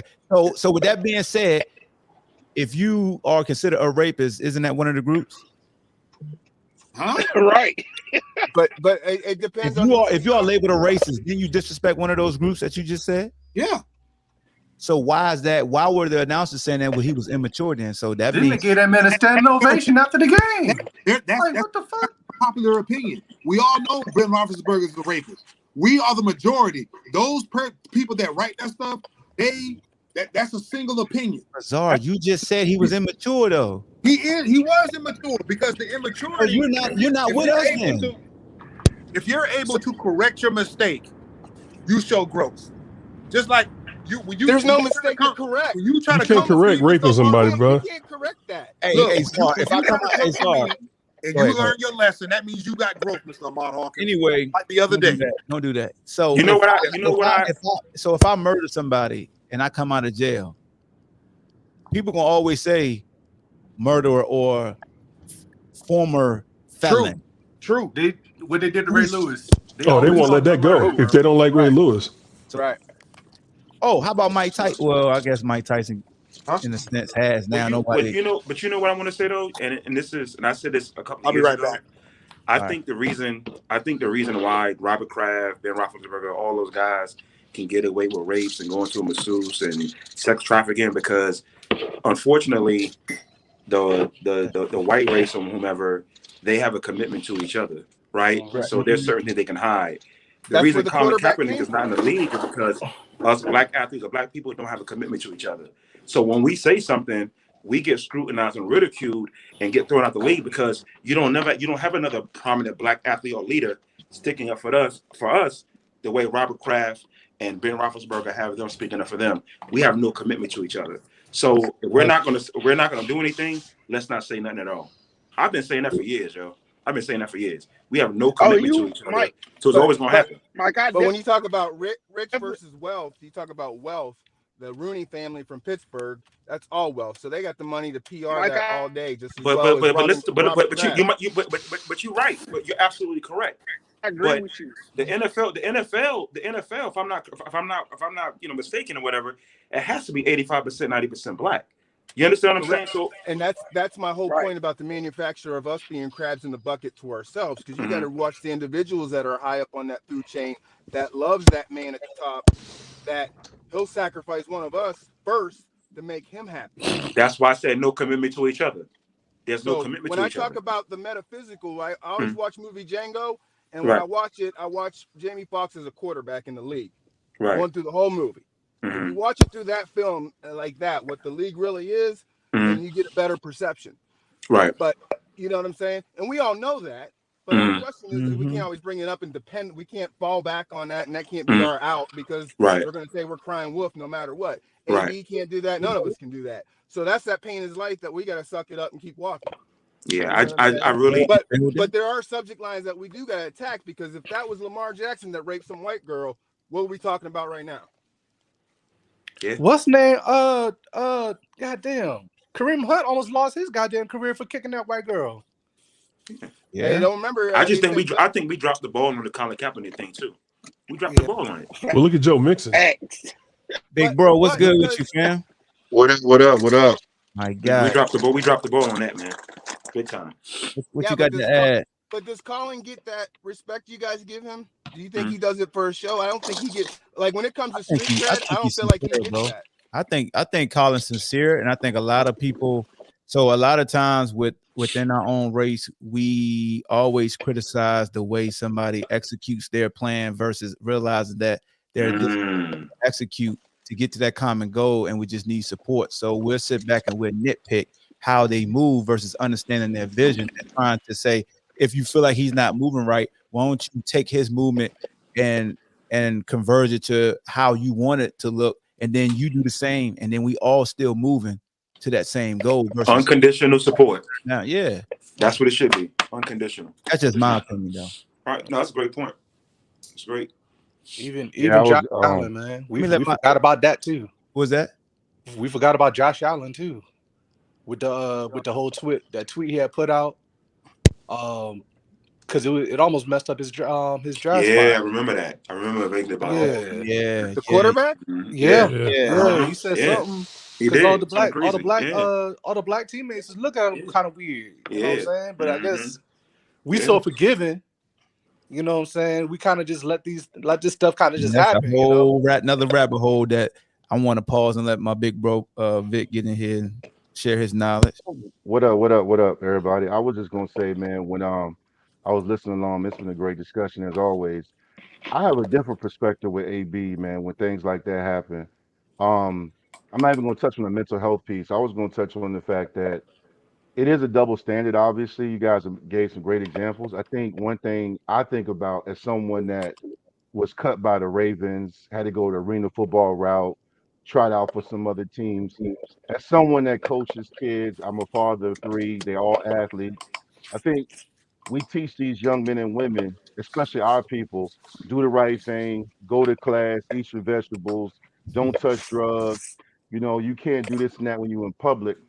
But then there's a double standard in sports where if you're talented, you'll get second and third chances. And then it's almost like we're set up for failure. And then the thing I think about as a guy that was once in that situation is that think about all the guys that are really good that we don't know about that would love to get one opportunity that AB gets, right? Mm-hmm. We never think about that. Like think about all the guys right now that have been doing all the right things, that are talented, but got cut because of a numbers game. Like when I was in Baltimore, Ozzie Newsome told me, Ozzie was like, yo, we like you a lot. We don't got room for you, and it sucked. You get cut, but they were loaded. They had Jonathan Ogden and Saragusa, and they ended up winning the Super Bowl the year I got cut. But at the end of the day, man, there's a lot of guys out here that would love a chance to get 9 million. I'm not picking on AB. I'm just saying that it's almost like some of these guys like OBJ and AB, whether you want to think they're divas or not, they get a second, third, fourth, and fifth chance when that's not really reality. Mm. And yet we grow up telling these kids, my cousin got a little 707 thing. We talk all the time about like, yo, we're gonna try to help these kids make it. We got to help these kids make it, but we know deep down that you guys also got to be real with them because there's a double standard. There's a double standard in sports, which really isn't the real how it is in corporate America. Because we all know True. is if we don't do our job right, we're gone. Yep. And that's the one thing I think about with AB, man. But But can I? But you can I? gotta Can you I ask gotta this? admit, yeah, you gotta admit though with AB and Odell, we're talking about a specimen. I mean, AB to have 9 seasons with just Pittsburgh, Odell being in the league. So with these specimens, I mean that long of a career and still be out there catching balls. I mean that's a crazy specimen, and owners of companies are going to take advantage of that. Yeah, I know, and that's my point. But how many guys really think right now, and single mothers think their son right now at 9, 11, 14 years old in basketball and football is the next AB, right? So what I'm saying is, somebody asked, when does this start? It starts at an early age because there's an external struggle going on right now between parents and coaches trying to tell their kids to do the right thing, but at the same time, if you are talented and you are like a special specimen, like you guys mentioned, you are going to get second and third chances. So what's right and what's wrong? Like that's all I'm saying. I'm not really here to rock the boat. I'm just offering a No, different no, I perspective. agree. Well, Well, But I think, as far as with kids, we gotta do better job as far as, especially when I tell my kids, the illusion of fair is out the window when it comes to us. there's no That's such one thing as thing fair. that Right. we gotta just put down like right then and there. Fair is a illusionary word in this Only world. pig There's with no pigs such thing as exist. fair. Yeah, You pigs know what have I'm to be saying? born. Once you get past that, bro, you start to really understand how things go and the way the world works. You know what I'm saying? It just is what it is. You well, how gotta do kind of you? try to And find. me growing up in Pittsburgh area, ground Go down in the ahead, go Ohio ahead. Valley, I grew up with, Bo and Luke Dukes, and then I moved to a place called Ashtabula, Ohio, that was like New Jack City. Okay, Mhm. just to give you that short history. No, there is nothing fair for us. But I was always taught that you're not going to get this because of them. You're not going to get this because of them. That's what I was beat into. I never taught my daughter that. I'm never going to teach my daughter. I think us as fathers and parents never teach them that you're not going to get X, Y, Z because of someone else. You're not going to get it because of yourself. Yeah, there's going to be struggles and hurdles that we're going to, have to go over. But I'm never going to tell my kids that you're not going to get it because of someone else. Well, how do you? So here's my thing. Like, how do you articulate to a kid and tell a kid that what you see on TV with AB getting 3 and 4, 5, 6 different chances, that's not your reality, but that's what that kid sees week after Great week point. after week after week. That's So, that. uh, Yeah, Well, then that's that's us. a great That's point. our job as parents to so teach that. hold on. So Vic, what I want to, and when you had brought it up earlier, so what is the message to the kid? How do you articulate that to the kid? What do you say? Because he's seeing that you're telling him that's not the reality. You're not going to get And you five know chances what? in And you life. know what? And you know what? That's exactly why I wanted to jump on it because I Mm-hmm. think that is a struggle that we have as mentors, coaches, and parents. Because I know, I mean, Hawk and I played. I've known Hawk all my life, and Mm-hmm. I played with some guys in high school with him that had some issues off the field. Mhm. Mm-hmm. And a coach would be like, they would get late to practice, or they were Mm-hmm. skipping class, or they were beating up people, and they still played. And it's Right. almost like, but we needed them as Yeah. talented as our team. So it's almost like But it's a struggle. I'm putting it that out Mm-hmm. there. It's a I would struggle. say that It's, culture's changed a it's, lot. I think it was worse over the years, it has. but it hasn't. That's the thing about America though. Like that's the world. We overlook your flaws because you got talent. Like Beethoven was a known alcoholic, but he could play the piano so well, people didn't care. Look at Babe Ruth. Babe Ruth was a gluttonous, but Mm. people didn't care because he hit the ball. Like we've been overlooking flaws because somebody got talent. It ain't just started with AB. Like if you got Well, talent, then Lawrence we'll Taylor. look. no, We it definitely didn't start. It definitely didn't start with AB. The difference Mm-hmm. is, it's not just about AB. The difference is the guys you mentioned, Babe Ruth, Lawrence Taylor. There was no social media, so Yeah. Right. everything Right. everything now is magnified. Mm-hmm. Everything now. So like, how many times did you guys see the clip of AB doing jumping jacks in the end zone? It's almost to the point On where it repeat. actually it actually gave him more clout. Mm-hmm.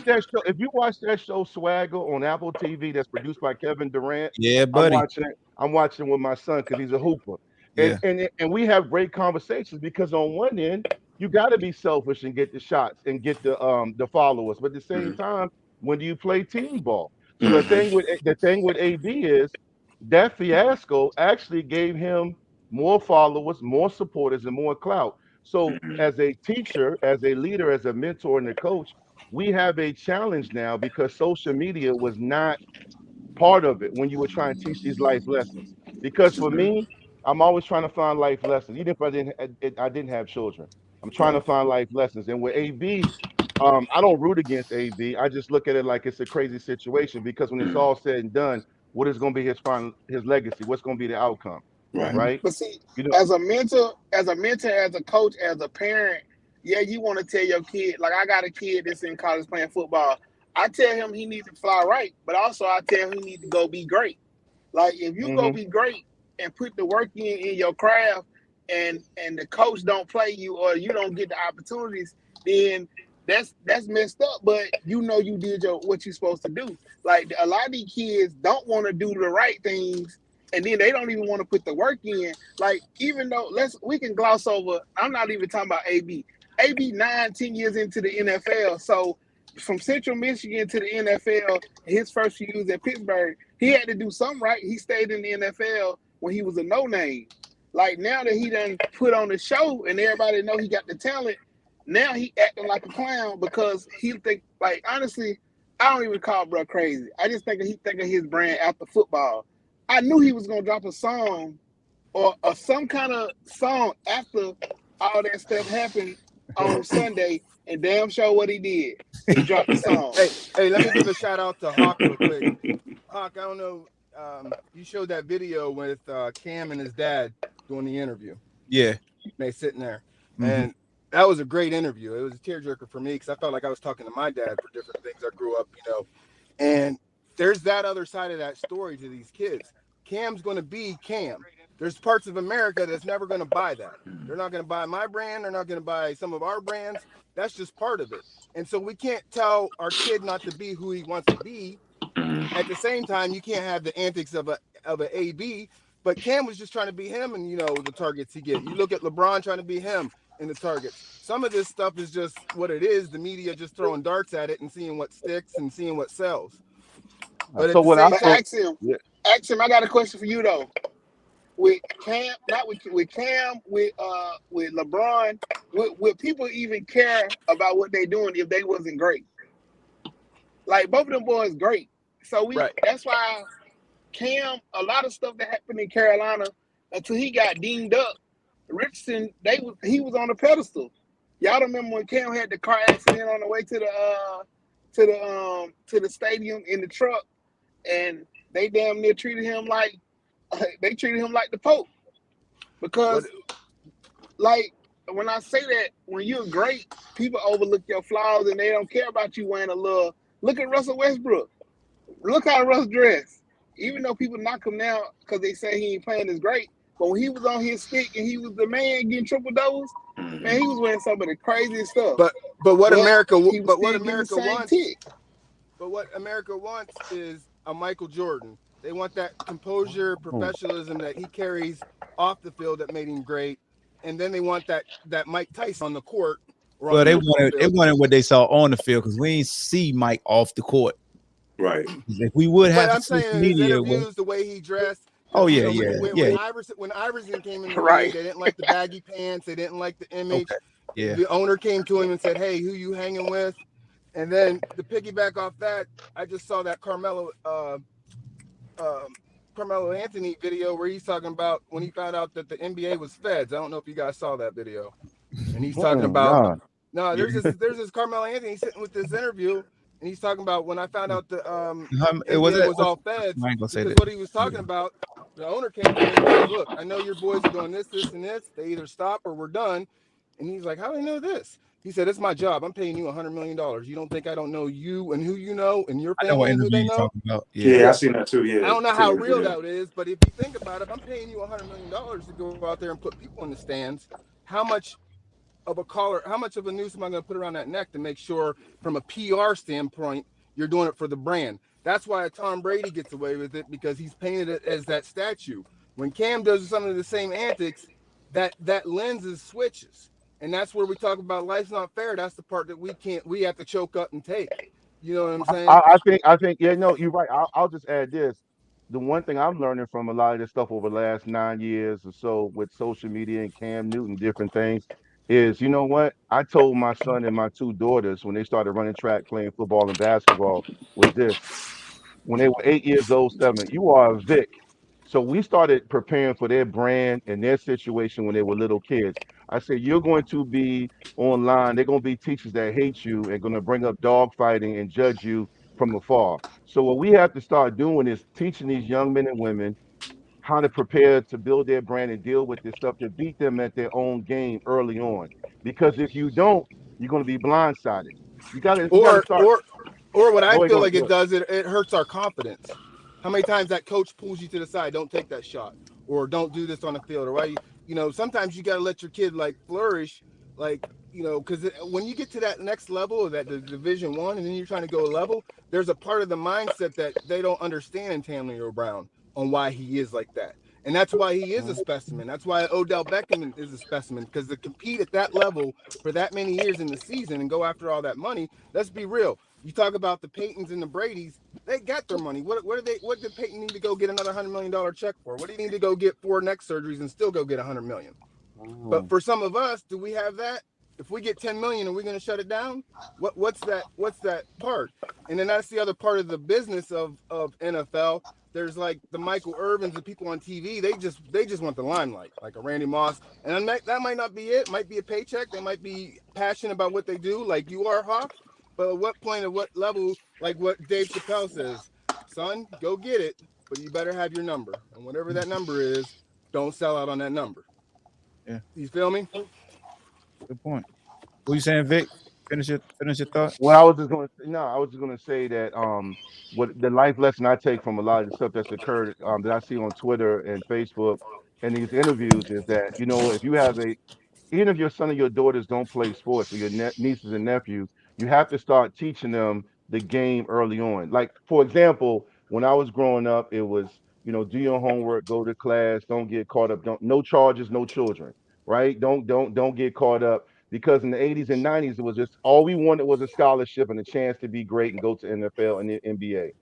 That has changed. What we need to start teaching them is look, you are a target the moment you sign on, whether it's youth ball, middle school, high school ball. So understand that everything is about protecting your brand and your mental and your health, your physical health, and your financial literacy. And to take it Mm-hmm. a step further, what that means is that we got to beat them at their own game. We got to start having and then I know it sounds crazy, but start talking to them about having a publicist and having people around you, even Did in Did you see the show yesterday with Robert T. in high Brown? school. Yeah, hold Well, I on. know. Let him finish his thought. Let him finish. I'm sorry. I No, get no. amped So up. My bad. no. I mean, again, I'm not trying to take it there like every kid is a protege. I'm talking about even if you don't even play sports in corporate America, because the narrative, the disadvantage we have is we have a few guys in our corner on TV, but the narrative is controlled by the powers that be, which is the media, which is ESPN and Fox Sports. So unless I'm one of the people they like, they're going to create a narrative for me. So we have to have people that help us and create our own narrative, which is our brand and the decisions we make. When I look at AB, one big mistake I see with him right now is he doesn't have anybody in his corner to help create that narrative. Case in point, for the longest time until Stephen A switched up, Allen Iverson had Stephen A to help create his narrative. Yes. Mm-hmm. Yes. So a long time when Iverson did something, Stephen A would come on, boom, and he Yep. would get on ESPN. He said, "What you don't know," and he would just go on and on about whatever, whatever.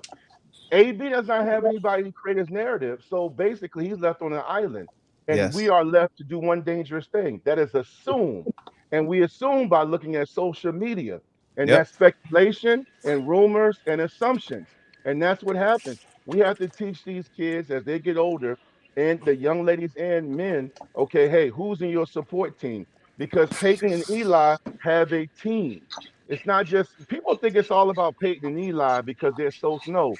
Look at their team. Do the research on this. They have a team that helps create their narrative. They also have advocates in the media that will come to their aid. LeBron James has that. Even though he has a lot of haters, he has Right. people in his corner. So if something happens, like when Bronny, look, real talk, when When Bronny was up there we smoking that weed, you Mhm. ain't really hear much about it because Bronny and them, dad and all them took care of it. You don't see Bron's wife in the media making a lot of crazy. You don't see Bronny's wife at Red Table Talk. You know what I'm saying? So again, you got to look at your team around you because AB does not have an advocate. And then again, you see the you ramifications. That's all. That's I dope. feel you. I, That's dope. question. My man Vic, Oh I yes, saw that sir. made me think, bro. So, have you been attacked personally by being related to Mike? What? Absolutely. Yeah. About What? like, bro, Are That's you a great serious? question. That's a great question. how do you Yeah. feel, bro? Like, how do you want to respond to that? So truthfully, that's a great question. I was ignorant in the beginning 10 years ago when everything really popped off. When I got on Twitter about 12 years ago, whatever. And actually, this is a funny story. Mike was playing the Saints on Monday night, and Marcus went ham. Marcus is very outspoken. You ain't gonna have him censor nothing. And Marcus was like, this old line is trash. We want to trade and this, down, whatever. And me and Mike's sisters and his cousin Tanisha was on Twitter too at the time. They still are, but they were more outspoken back then. They jumped in and was trying to tell Marcus whatever, whatever. Marcus won't have it because he was pissed. That's his big bro. And he was Mhm. speaking what he would say to Ahmad and us online. I jumped in and tried to talk to Marcus, and Marcus, I actually tweeted at him. He tweeted me back. He thought he was DMing me, but he wasn't. And then, of course, entire Twitter world saw it. Oh, Next thing I know, basically all he said was, "It's just smoke and mirrors to me. I don't care about none of them." All of a sudden, man, my mentions went crazy. I got death threats. I had a guy that had a username that said all Vicks are trash. I got called a porch monkey. You living off your brother's money. He's not my brother. You guys are illiterate niggas. Just mm, all night, all night. My tweets and my username, along with Marcus and other people, were in Deadspin. I was mentioned on the Houston, Texas radio. So, wow. truthfully, Czar, I've learned how to manage it. I don't clap back. I was on a space last week with a mod, and a guy jumped on there, UNC fan, and started talking about Mike. And I Mm, was in the space. He didn't realize I was on the space, and he just started talking crazy, called Mike a dog fighting quarterback. But I've learned that if I respond, I give them what they want. So the Right. reality is that I use it as ammunition. I teach my children how to use it because truthfully, the way we handle our business, the way we carry ourselves, is going to give us more attention because it's going to prove that narrative wrong. Because Right. truthfully, with the brand I've created with Victory Life and different things I do, it's almost like, damn, like he really ain't that ignorant. This guy got 4 degrees. He owns 2 businesses. Talk that He's on education. he's on radio. He does this. He does that. And what's crazy is, as I talked about advocates, I have all these Virginia Tech and even some UVA people, Howard, Absolutely. Hampton grads coming to my defense. So truthfully, that team I've created of people have come to my defense. I early on, 9, 10 years, 11 years ago, I wanted to say, I actually that night I responded to some people. And that was a big mistake. I responded to some people that were trolling. And the more I responded, the more the trolls came out. And what I realized about this, just like with AB situation, the moment you respond and you try to clarify stuff through social media, the bigger the troll audience gets. mm. Right. It's like more people come out the woodworks. They keep coming and coming. Right. It's like, gremlins when they get wet. You can't do nothing about it. Right. Can't fight them You all. know. Nah, nah. And you know what? There are people like right now, Mike's got the 7-on-7 thing going. He's doing Right. some stuff to help young black kids with financial literacy. He's got the V7 program he does. He does a lot of community service, canned food drives, book bag giveaways. He's got the podcast he does with me. He was on I Am Athlete, all the different things he does, but people still want to hang on to it. So that's why I'm saying the one thing me and Mike talked about, he was in LA 3 months ago, and we talked about teaching our kids to understand what their worth is at an early age so they don't get caught up in the same mistakes we did. Right.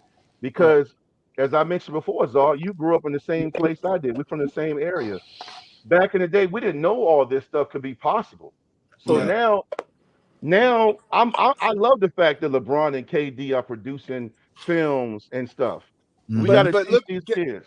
and I'm sorry to interrupt, Vic, No, and I'm good. I'm I'm pleasure to good. talk to you like this, but honored, I should say. But like, you take that perfect example. Monday night they praise this quarterback, okay, and then this is where Czar DJ. I'm going to go back to you. You're talking about maturity and growing up.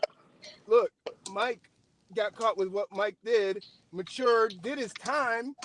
Ben didn't even do no time, come out, redo himself, out here helping people, but there's still people going after that.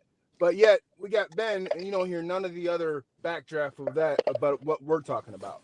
Yeah, I mean, you got a point on that. But hold on. I'm going to piggyback on what Vic said, and I'm not trying to toot my own horn. So, yesterday I shot a commercial at the PGA Tour in Palm Beach, Florida.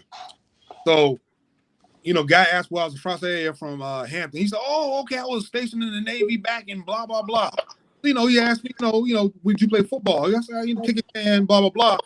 He said, I played with Curry. That was, did he? Played with Curry and Vic and them. He says, "Oh, the dog fighter, huh? He got a whole bunch of trouble." I had to clarify the situation to this old white dude. I was like, "Sir, I respect your opinion, what you're saying, but people change and evolve." Mm-hmm. You know what I'm saying? And I just kind of like, yo, you still hanging on. It's been years since that happened. The young man has grown into something, something better, doing a lot of better things. And I'm not just saying that because Vic is on here. You know what I'm saying? But it's crazy the way he told me from Adam and Eve, that dog fight guy, he did all bad. I'm like, nah, don't go there. Hey, yo, Hawk. Yeah. That's my point. We had to deal with a certain situation ourselves when it came to social media, because that year when North Carolina State knocked off Villanova and went to the Sweet 16, Obama had came out and made his predictions. And we had knocked off Villanova, and as the camera's walking back into the locker room, my guy says, "What the fuck is up with Obama?" And when he said that, everything exploded. My phone went off, Twitter went crazy, all kind of stuff. We had to do a whole lot of PR work because, there you go, PR. Yeah, we had to do a whole lot of PR work. I mean, and of course, Jamil Hill, she was on ESPN at that point in time, and she made it a complete topic when she was up there. Of course, I mean, and being connected to the situation, you upset. You know what he really meant by it. At the same time, like you can't show your emotions. You gotta play the political role as well, and just sit back and just wait for it to blow over. You know what I mean? Now, of course, people who were close to me when they asked me about the situation, I said, man, it's a sports world. When Obama stepped into the sports world and made his prediction, he left himself subject to, the backlash from being wrong at that point in time. Of course, a lot of players going to want to prove him wrong when he making a prediction for the NCAA tournament. And I mean, the comment wasn't meant for everybody to hear. It was just the fact that the cameraman walked into the locker room at the right time and he caught it. They was all in a huddle when he was talking. So I mean, it's the social media world. When they find something bad about you, they're going to attack you. They're going to completely attack you. And I mean, when you're sitting around these guys and it's happening, it's tough for them. It's tough for you when you connected to the situation. The main thing about sports, the higher up it goes, people don't realize the less fun it becomes. Like when you just a fan of it and you watching it, it's fun and games for you because you look at it like what it is, a game. But when you involved with it, the higher up you go, you know what I mean? Like it ain't fun no more. Yeah. You hear a lot of guys say it's not fun no more. You know what I mean? Because they're not used to the scrutiny that they getting. They're not used to the backlash. They're not used to people who just wait for you to fail. Like having PR people and having agents and and all this different circles around you. Like you're not used to that. Bean. Can I interrupt? Can I ask you a question? Did you Sure. hear? So basically, I agree with your point 100%. So I don't know if you heard me talking before, right? You were jumping on, but I was saying that I've learned the same thing because I wasn't ready for it as I transitioned from college and pro athlete to a media personality. And one thing I'm trying to teach my kids and the kids I coach and the kids I mentor, non-athletes, but especially athletes, is to prepare for that at an early age because they seem to be blindsided because everything is about get your paper, get your NIL deal now, get your money, get all your drip. But we need to teach them that stuff that Peyton them were taught early on. Does that make sense? Right. It makes a lot of sense. You know what I mean? Like like I told my guy when he was in high school, you are no longer regular. You know what I'm saying? Like you have a platform. People want to see what you do on a daily basis. People want to hear about you on a daily basis. They're going to check in on you on a daily basis, and you got to be ready for everything that come with that. Even on down to when we went through the recruiting process, because he didn't pick a certain school, a big time coach got upset and put out a negative comment about him, and and try to tarnish his image. Like coaches do that kind of stuff. Myers the king of that. Hold on. Right. And it's I mean we got you got to remember these some 18, 19, 20, 21-year-old guys, and they got to walk this perfect line while the world is trying to attack them. All because why they got a situation. And that's all I'm saying, man. Hey, Like Beam, I got a question for we you. gotta look at that, man. I mean, No. well, Did you see what Julius Randle did last night? I saw what he did last night. After he I scored saw what he. I mean, you know what I'm saying? Like, touchdown? but see, at the same time, Julius is what 26. You know what I mean? He's playing in one of the toughest cities that you could play in New York. You know what I mean? When you playing bad, of course fans gonna boo. When you playing well, they're gonna side with you. That's just the nature of the game. I mean, when you want to be a part of it, you got to take the good and bad when you want to be a part of it. At the end of the day, if you upset with the fans or whatever, that's what you got your support system for. That's why you got to have a strong circle. So when you go home, they can rally around you and they can make you feel better. You know what I'm saying? And you close out that outside world. But the main thing you can't do is show a fan that they can get to you. Yep. Mm-hmm. Yeah, you know what? I'm sorry to cut you off. I sort of agree with that. Partially. My thing is that the New York Knicks have been atrocious. Atrocious. Julius Randle got them to the playoffs. Playoffs. What do the Knicks fans expect? This is why I want to make them. Go ahead. But see, you calling them fans, and as an athlete, they are consumers. So when you spend your money to go to a game, you expect to see something positive. I mean, everything we do in our everyday life, when we put our money down, we want the best quality we could get. I mean, when you look at a burger on TV and you go spend your money to get that burger and then they give it to you and it's all sloppy and stuff, we upset. I mean, that's just part of it. So you got to be able to take the good with the bad. You know what I mean? Like when you go watch a movie, you're not gonna like every movie that you see, but you know what I mean? Like, hey, it is what it is. I've been going to Tommy's restaurant for the last 15 years. Last week, their food was terrible. I didn't boo them and say I'm going to somewhere else. No, and I get what you're saying though. My thing is that the Knicks have been so atrocious, man. And this guy, a marginal look at Philadelphia. But the other thing that you're leaving out is culture.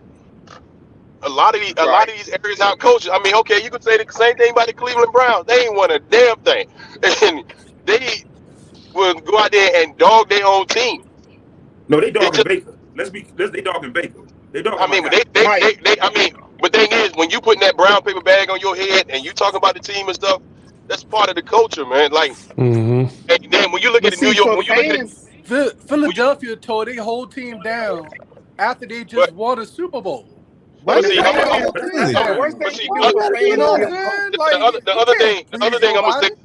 other thing I'm gonna say to you is this about the New York Knicks. They are the #1 franchise when it comes to making money in the NBA. Yes. Right. I mean, regardless of how bad that team is, right, the seats is gonna be filled. Okay. And it still costs 3 times more than Nets ticket costs.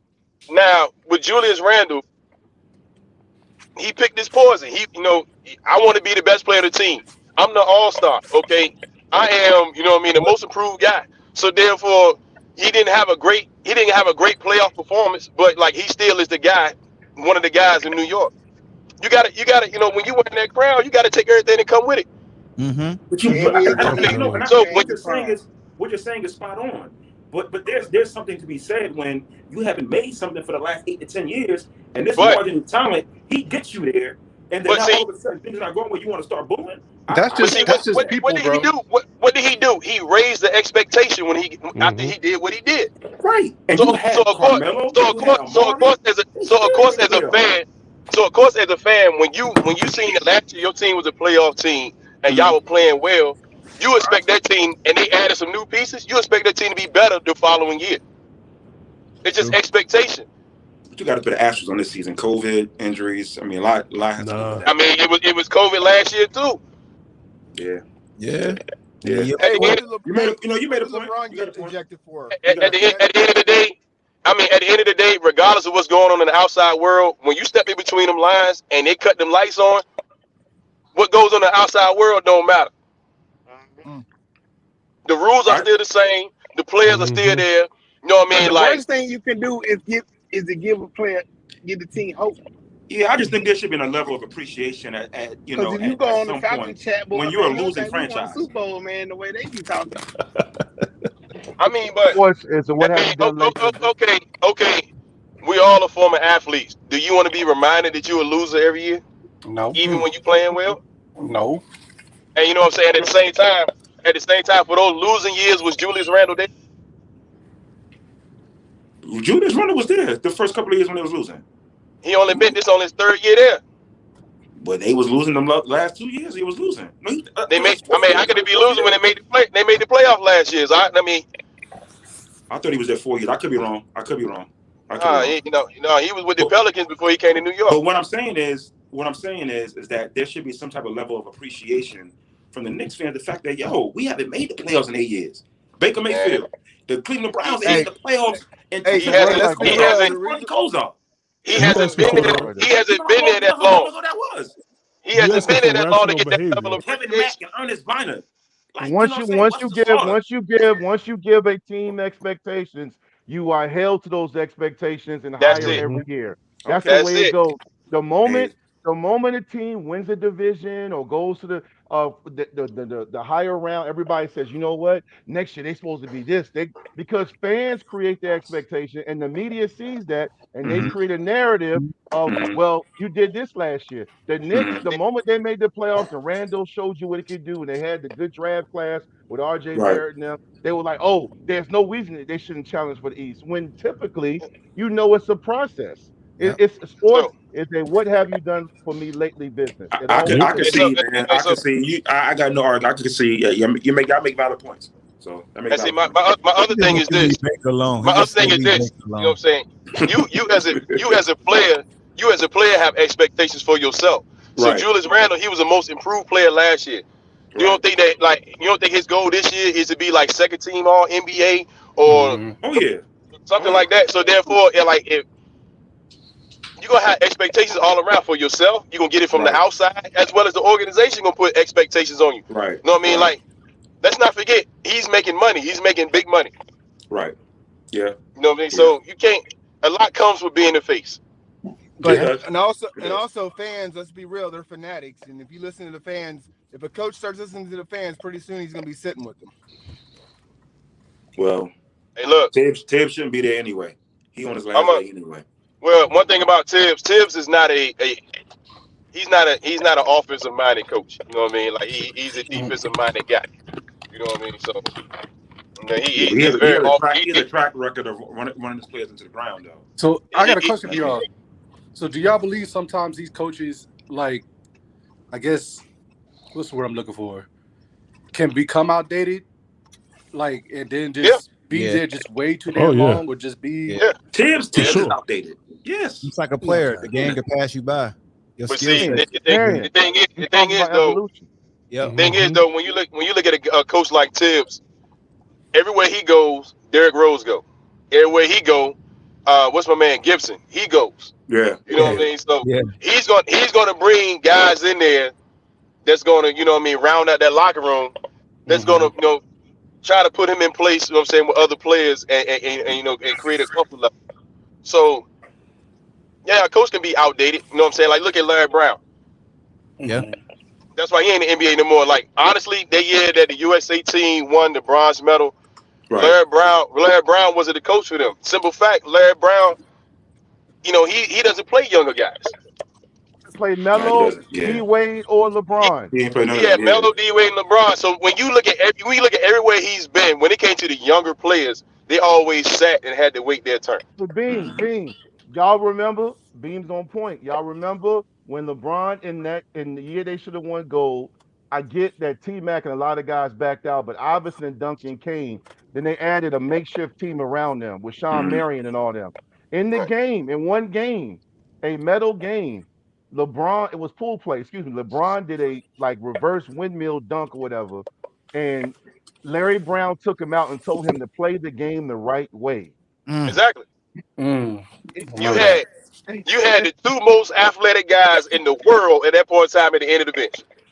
Get Larry Brown ass out of here. Hey, Darius. Get his ass out of here. Hey, to your question, I'll just add this. Love him or hate him, Coach K and Saban are two examples of evolving as coaches. Coach K is the best. I will say this about Coach K. Hold on. Let me finish my point. I just want to say, I'm not talking about X's and O's. I'm talking about There was a time he had Greg Paulus and Mick Roberts, and his ass was getting beat by VCU in the first round.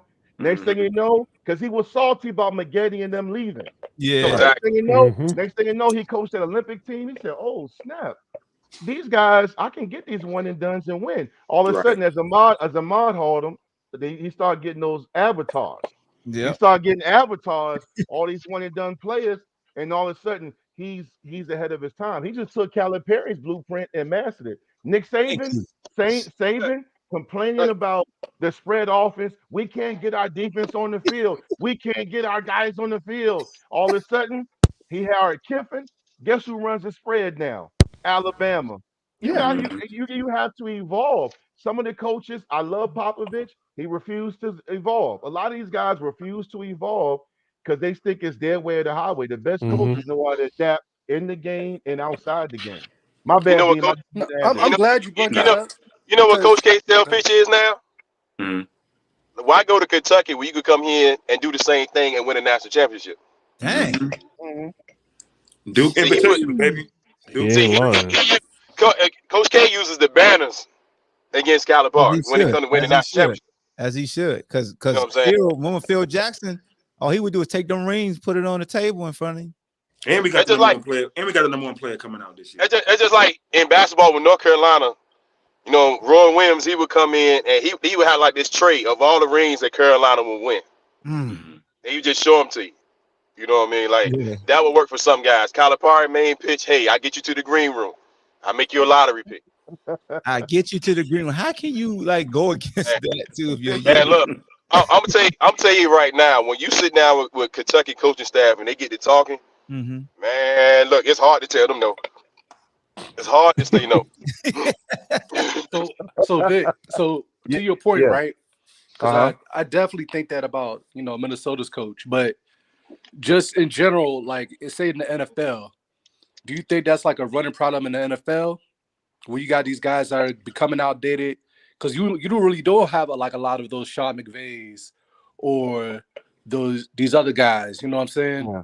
I think It's always kind of recycling the same shit over and so. over and over. You know what I'm saying? My dad when I was in high school, I don't have a favorite NFL team now. When I was young, I was a Washington fan, but I just like players now.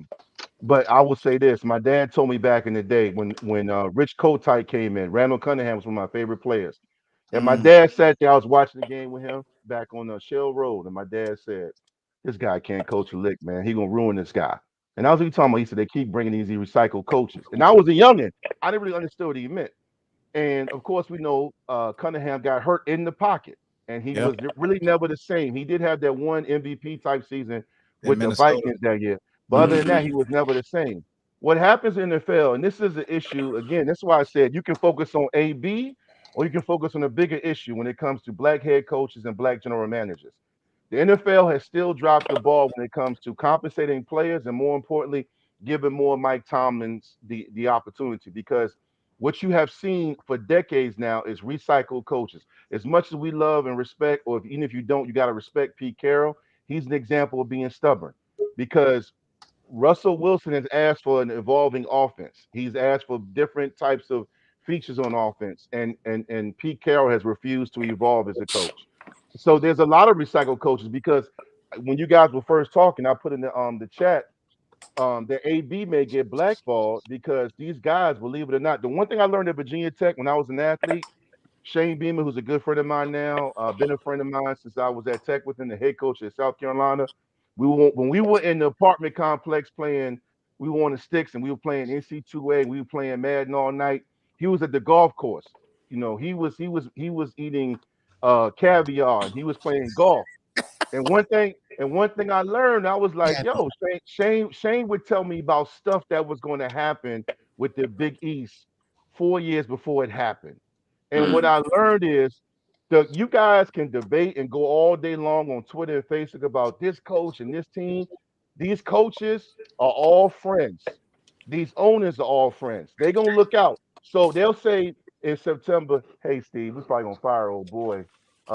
What's the OC? You got his number down at USC. I want to give him a call." Well, there's a young black coach who's trying to get on. I got a friend that's the assistant coach with the Jaguars. He played with me, named Todd Washington, and he's an assistant offensive line coach. He's a Super Bowl winner with the Bucks, and he won as the coach with the Ravens. He told me it is very difficult as a black man to get in the NFL, and it's very difficult to break the barrier of the good old boy network. It just is, man.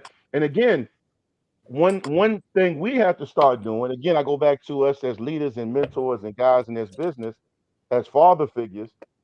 When we talk to a kid and say, "Hey, man, you 6'5", you're talented, you can do this and do that," also remind them they can be general managers and coaches as well. Typically, we wait to be general managers and coaches when our careers are over. Mm-hmm. When I was at Virginia Tech playing, Shane Beamer knew he won't go into the league, so he was our preparing to be a coach at 19 years old. So what I'm saying is you can be a filmmaker and you can be a coach or a general manager, but you have to start that process now. Like Hawk tells people, read these books, read this stuff. My Mhm. mom and dad for Christmas gave me a book on Al Davis, a book about how he beat the league and won. And I read 2 pages of that shit. Mm.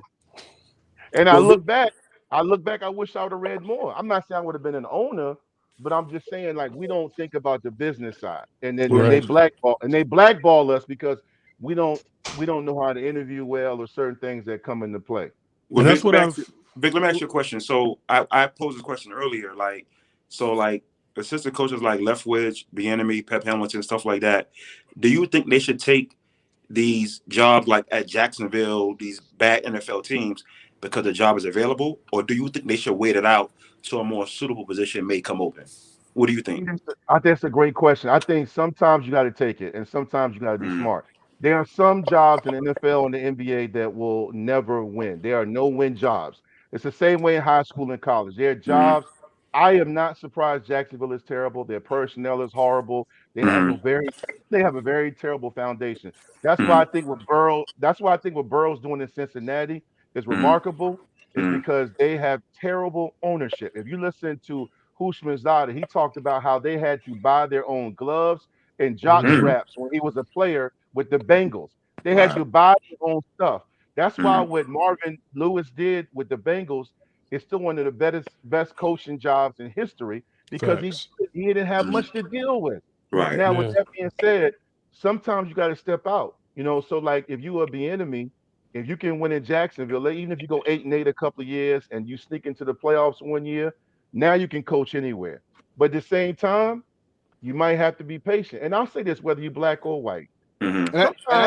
Sometimes you better off as a coordinator, man. Mm-hmm. Everybody ain't meant to be the head guy. Right. That's a Everybody ain't fact. meant to be the head guy, That's man. a Right. fact. Very true. Right. And And the pressure that we carry when we get that head job is way different than what some of these other coaches are going to get when they Right. have that pressure.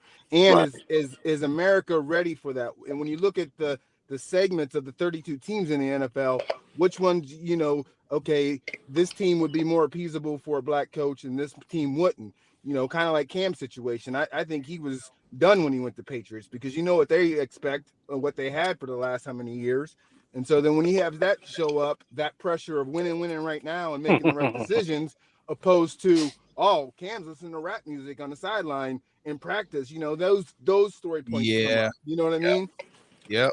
Hey, it was good. Hey, it was good rapping with you guys. I'm gonna pick my babies up from school, man. It's good rapping All with right, y'all, bro. though, man. PC, All right, man. Be baby take boy, it safe. easy, bro. All right, y'all take Appreciate it easy, you, man. man. All right. Yep. Yeah, bro. It's like that. See, like Vic was breaking down, man. Like you need a team around you that can really Support. support you, devise a plan of how to like. I've had to learn even in this role and speaking with him off the record a lot of when to respond, when not to respond, let things go. If you do respond, um, communicate it like this. That way, the perception of how you respond is received in a positive versus a negative. Because a lot of times, when you start to better yourself and you start this sin, you got folks who are very frustrated in their current situation that will target you to make sure you're not ascending. So, And that's the piggyback off that PR. You look at Tomlin. Tomlin's been great for Pittsburgh, but he must have that support because there's no negative side stories that come out on him. Maybe his absolutely right. players are this, or he needs to develop this with the that Haskins quarterback, but he has none of that backdrop or that shade that some of these others carry. Oh, is Absolutely. Common, that why we common. don't have? Is that why we don't have Petty Hawk segments no more? Vic, No, no, Vic told Petty you, Hawk still Vic is told it. you told you to be positive, so you No, No, gonna no, you no, gonna no, do the no, Petty no, Hawk no, segment no, still too, is no. it. folks. Now let me tell y'all. Let me tell y'all. No, about 5 years ago, everybody know Tech and UVA rivals, whatever.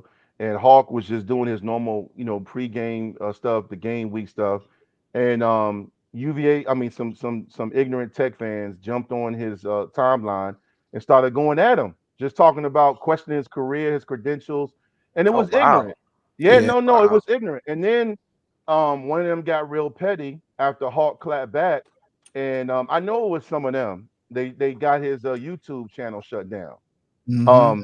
Now what's funny and ignorant about that is Hawk's YouTube channel. He got a new one, obviously. At the time, it wasn't anything ignorant. It was all sports. It was nothing. Yeah. It was nothing negative. And they got it Right. shut. I don't even know how they did it.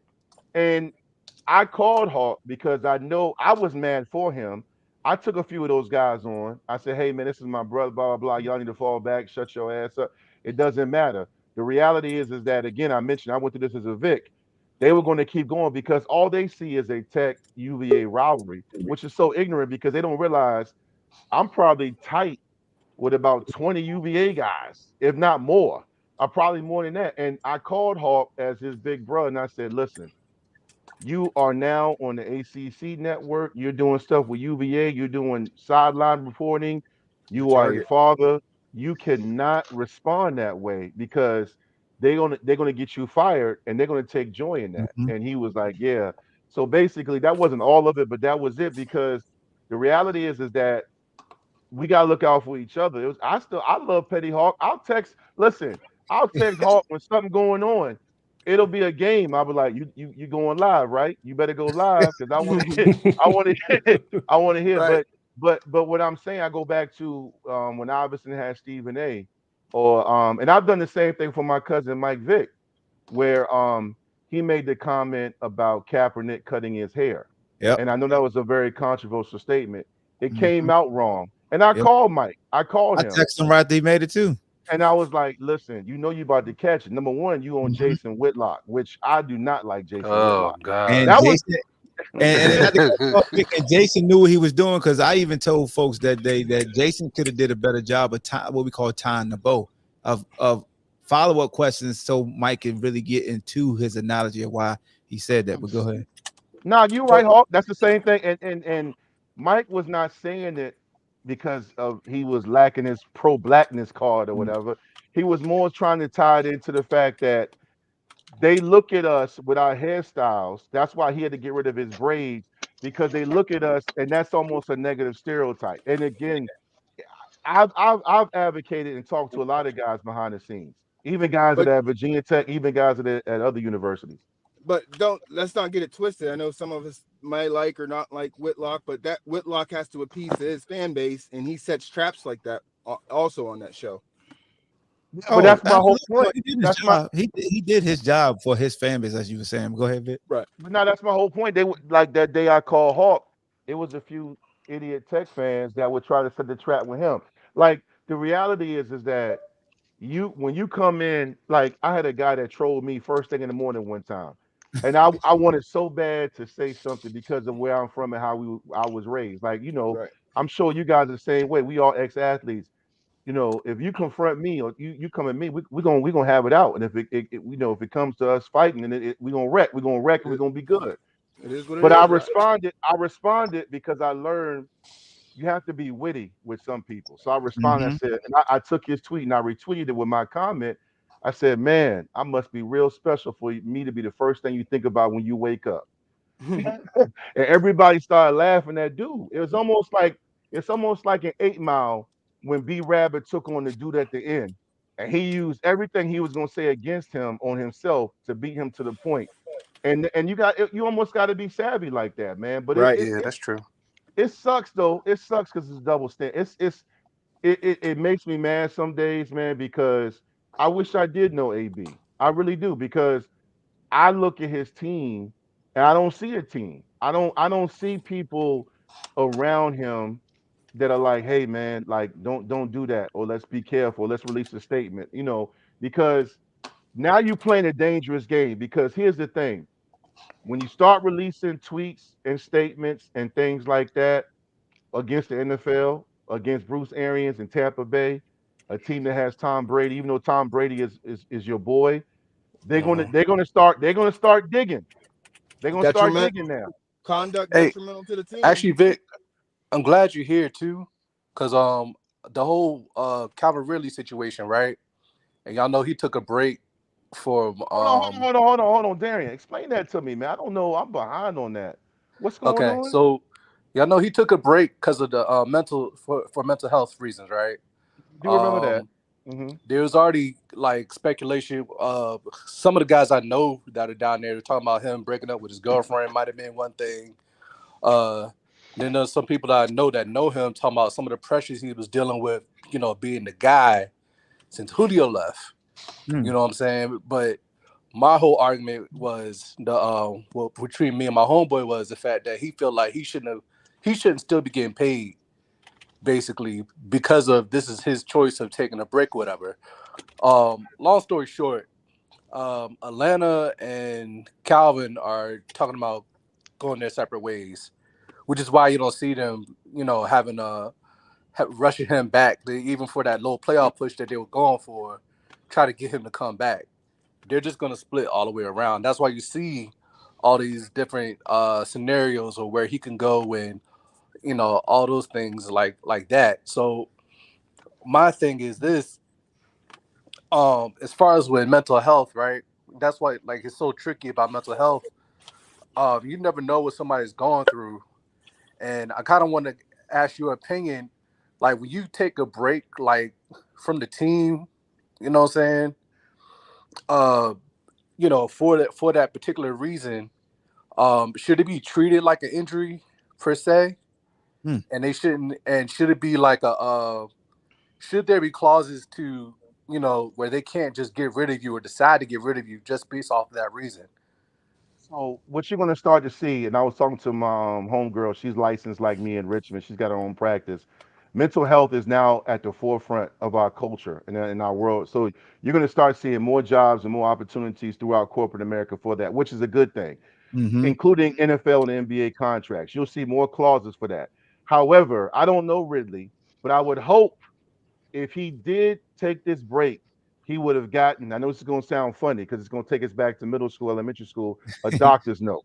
He should have got a doctor's note because anytime you take a break for mental health, you need to get a psychiatrist or your therapist to write a letter, Mm-hmm. or even the team sports psychologist, because here's the danger.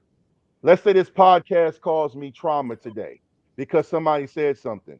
I can then call my boss, even though I'm self-employed. I can call somebody above me and say, Ball Hawk's post made me uncomfortable because he had too many black guys on there, and they were cursing and yelling. So now I feel traumatized.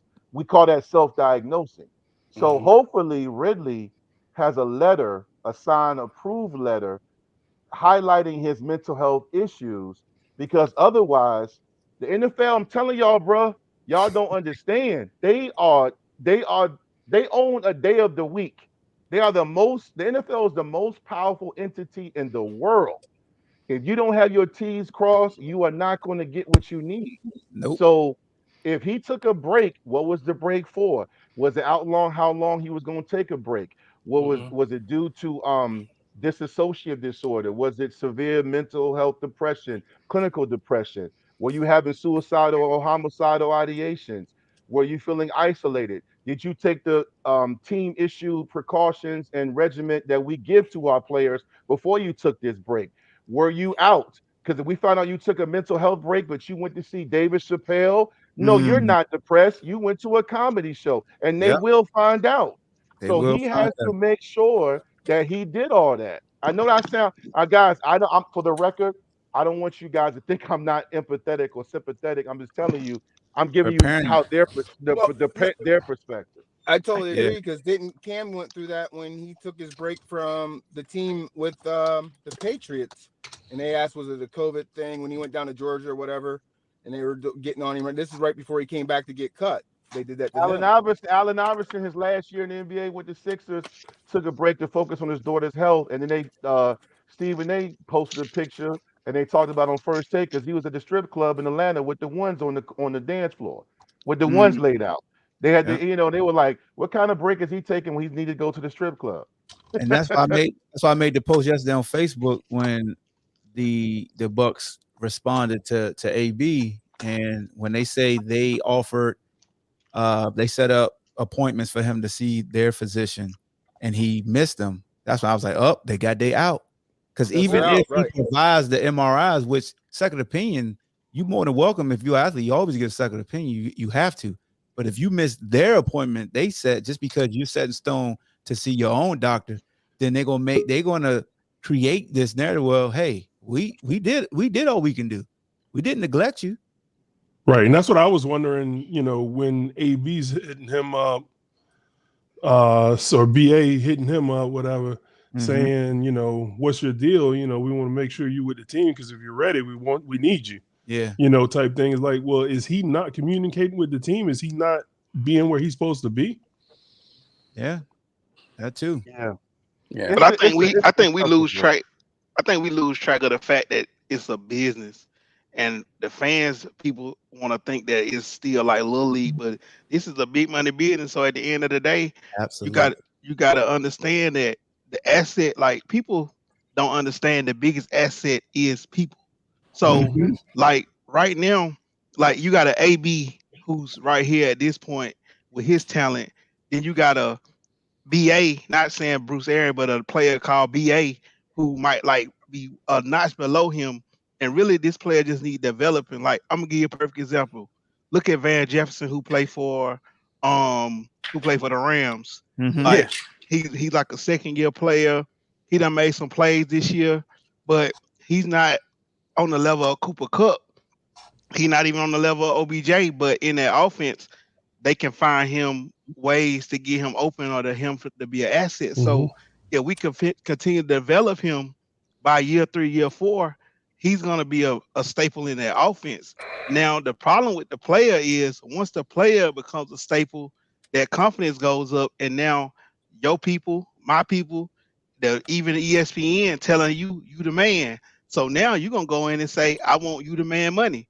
And then the team going to say, well, yeah, you the man here, but you know what I'm saying? We ain't finna pay you that what you think you finna get. So now he going to say, well, I'm going to go and try to test the free agent market. And when you test the free agent market, if a team don't give you what you want, then now you got to go back to the team that you was with and take what they was giving. Look at Le'Veon Bell. You know what I'm saying? Le'Veon Bell didn't like the money Pittsburgh was giving. So now he hit the free agent market and he did himself a disservice because now you come in fat. You know what I'm saying? You don't come in to your next spot. And then also, we not finna change the whole offense for you. Because people don't understand scheme make players. You can be the greatest cover corner playing cover 2, but if we playing man over here and you come over here and you can't play man, now we're gonna need you to take less money, bro. You know what I'm saying? So that's the problem with people. We all look at it like it's just the fans and it's fun. Now this thing a business, and at the end of the day, them folks that's making them decisions up top, they moving chess. That's why the analytics and then. Go ahead. Sorry, I'm gonna say something that I have an issue with because I think sometimes the business part also gets in the way of the development too of some of these guys as well. Yeah. You know what I'm saying? So because they gonna make who they like. If you the number 1 pick, they gonna do everything they power to try to make you be the man. And then even though, like, I'm gonna give you a perfect example.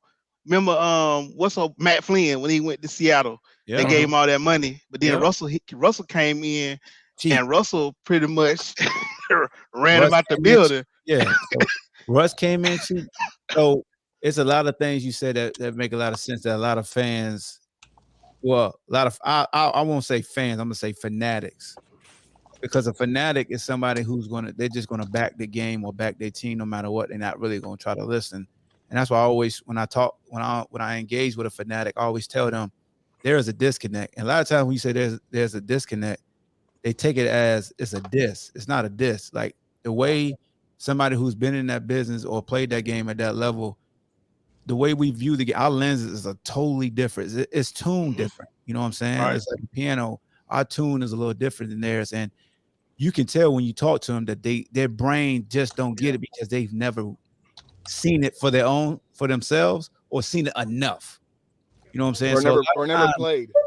yeah. So when you're talking, a lot of times, a lot of things you're saying make total sense to you, and to them, they like, I don't get it. And you get frustrated because you're like, how can you not get it? But then you got to sit back like, wait, they never lived this business before. This business never took their heart out of their body because you got cut, not because of your talent, because of the business side. You know what I'm saying? So that's why when you heard Kurt Hurstreak and they did, I will say this, they didn't play the rest of the clip because he did kind of back off of what he was saying about players opting out.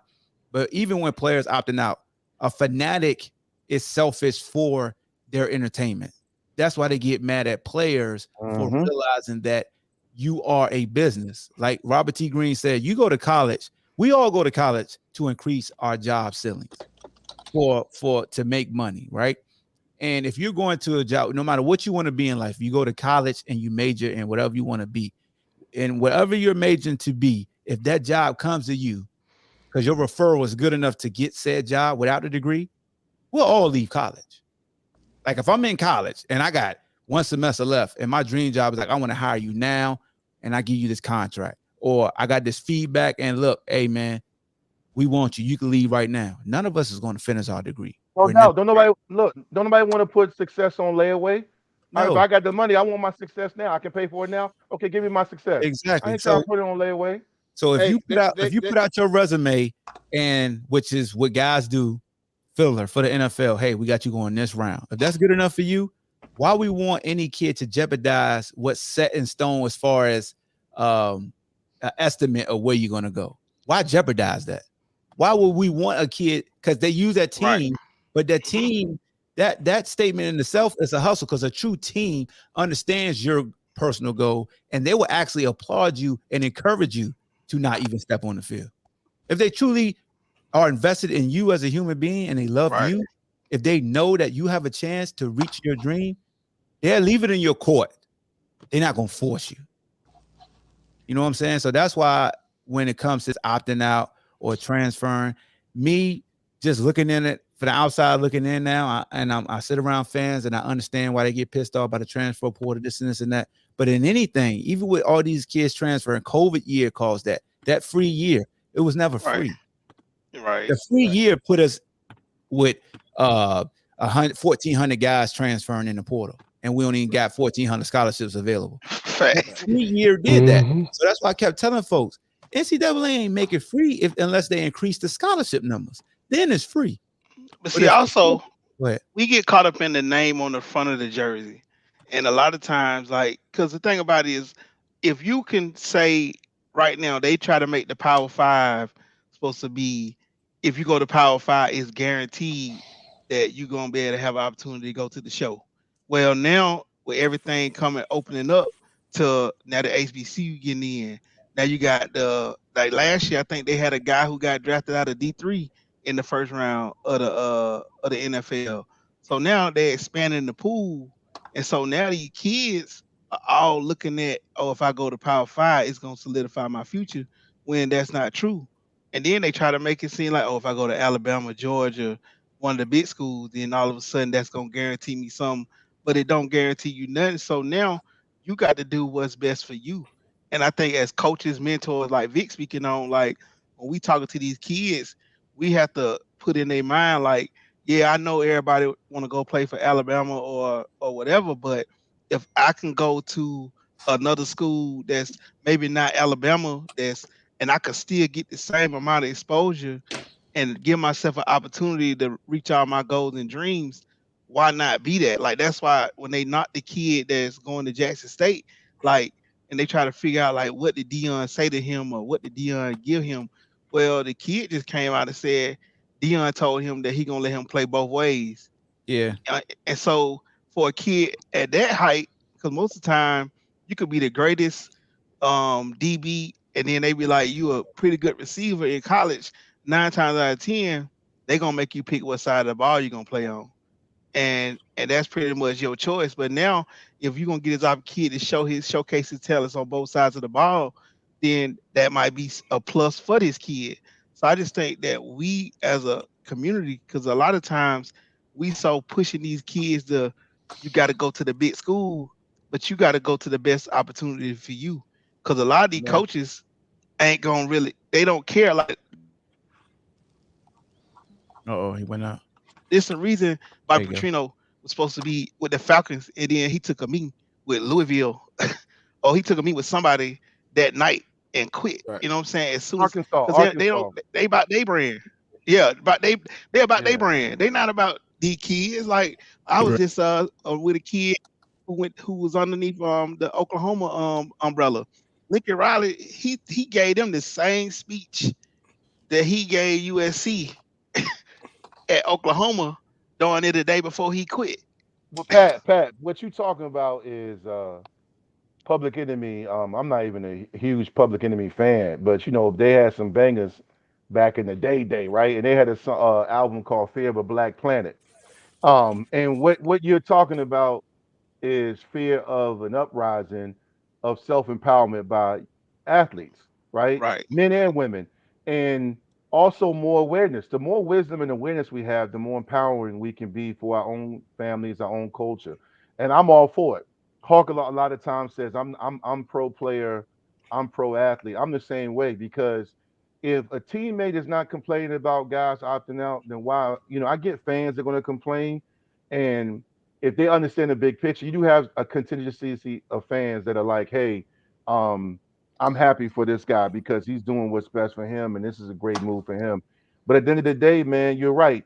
I'm not going to say their names, but I know a lot of kids who have gone to a Bama type school and gotten lost in the sauce, lost. right, You know what I'm saying? Like not playing. Next thing you know, you're in the transport portal when maybe a Coastal Carolina or a Norfolk State or ODU was better Mhm. for you. And I right. Mhm. think that just comes down to again, everyone is not going to have the same family dynamics, right? So like what I'm saying is this. That's why I do what I do with my business, my passion, because I was very blessed to have a mom and a father who went to HBCUs, both educated. Neither one of them played college ball, but they both have their education. My mom's a master level woman and a professor. She taught at Norfolk State and Hampton University, Thomas Nelson, and other high schools. My dad is a doctorate, so he's a PhD. So my mom, when Coach Beamer came into my living room with Coach Height, and I had a bunch of Florida offered me, Notre Dame, UVA. My mom had a list of questions she asked Coach Beamer about. But I also know that there are a lot of kids, whether they're in the suburbs or the hood, that don't have their mom and dad. So they are looking at the ABs and they're looking at other people. So when you Mhm. got a chance to help them understand the process, you got to speak to them and say, hey, look, hey, don't get it twisted, man. I ain't gonna lie to you, man. Auburn is in the SEC. They're gonna give you the bag and this, that, whatever. But what is it? What are you going to get out of it as far as your career is concerned? And I think that's an Facts. honest question and discussion we got to have with these youngins, man. Because um, Hawk was looking at going to Florida. I remember I thought he was going to go to Florida after he stood me up at the airport.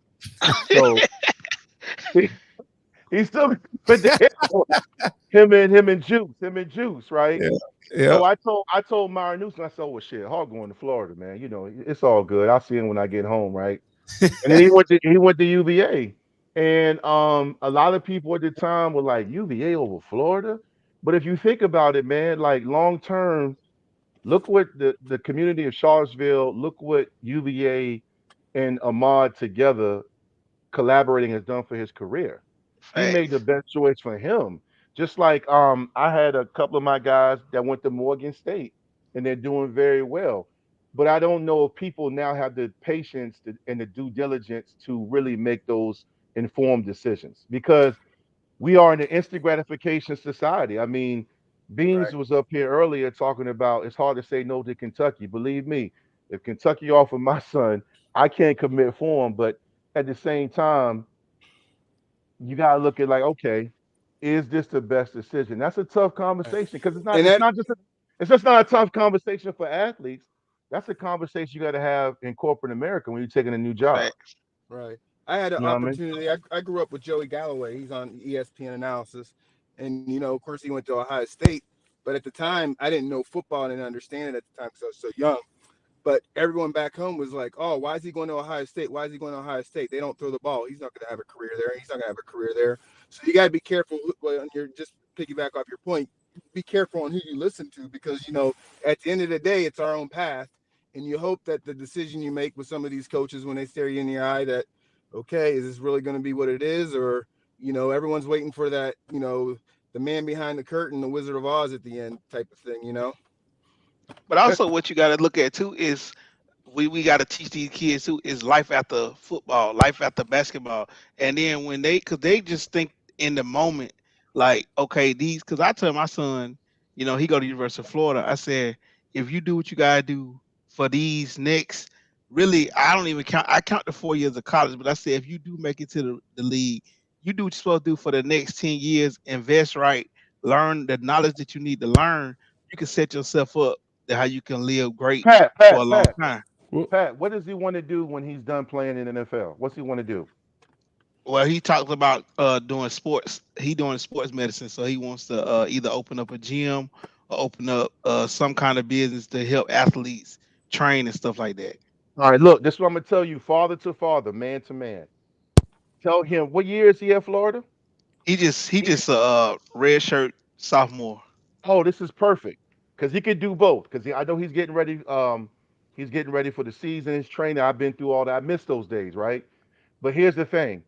Tell him right now to start doing his due diligence and start making those connections right now, because Yeah, that is what I did. I wish I did more of it because you can do both in the NFL. You can work on your brand and your career while you're playing and while you're preparing. There are people at Florida he can start getting information from. He can write his business plan now. He can start networking because now you can take money with the NIL deal. He can even Mm-hmm. right. work on getting he can work on even getting a sponsorship with a Mm-hmm. sports medicine company.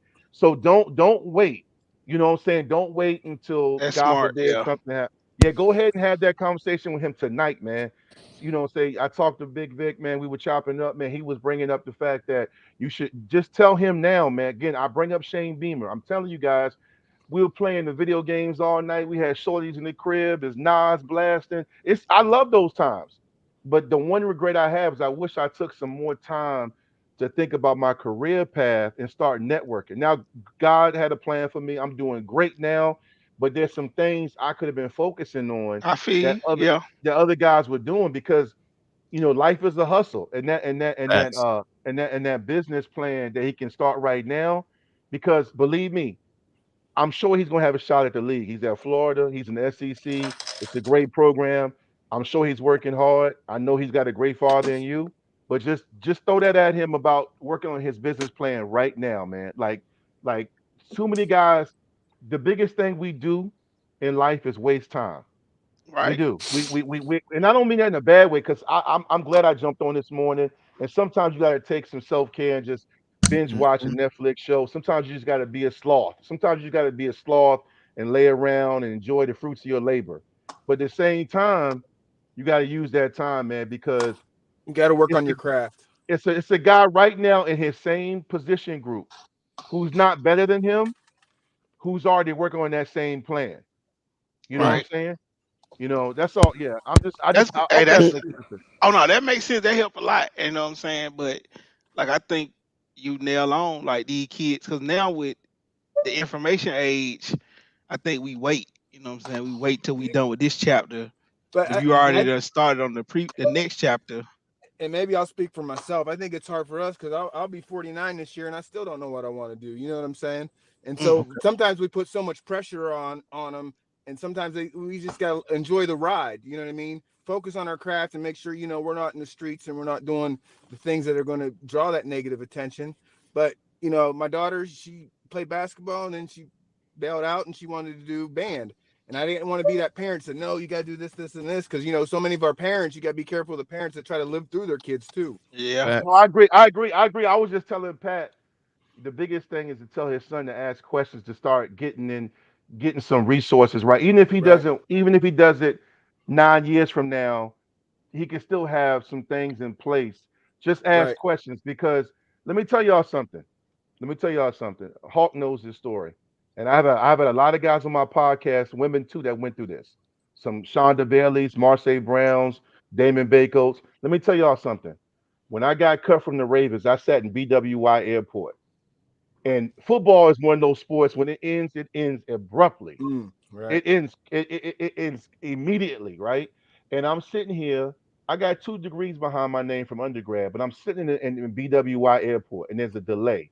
There's a storm on the East Coast. All the flights are delayed, and I'm sitting there. I was just in the camp with Rod Woodson and Sarah Gusa, my brother for life, Cornell Brown. I was in mini camp, and I got cut, and I'm sitting there. And I'm like, what's next? Mm. So I didn't have no money.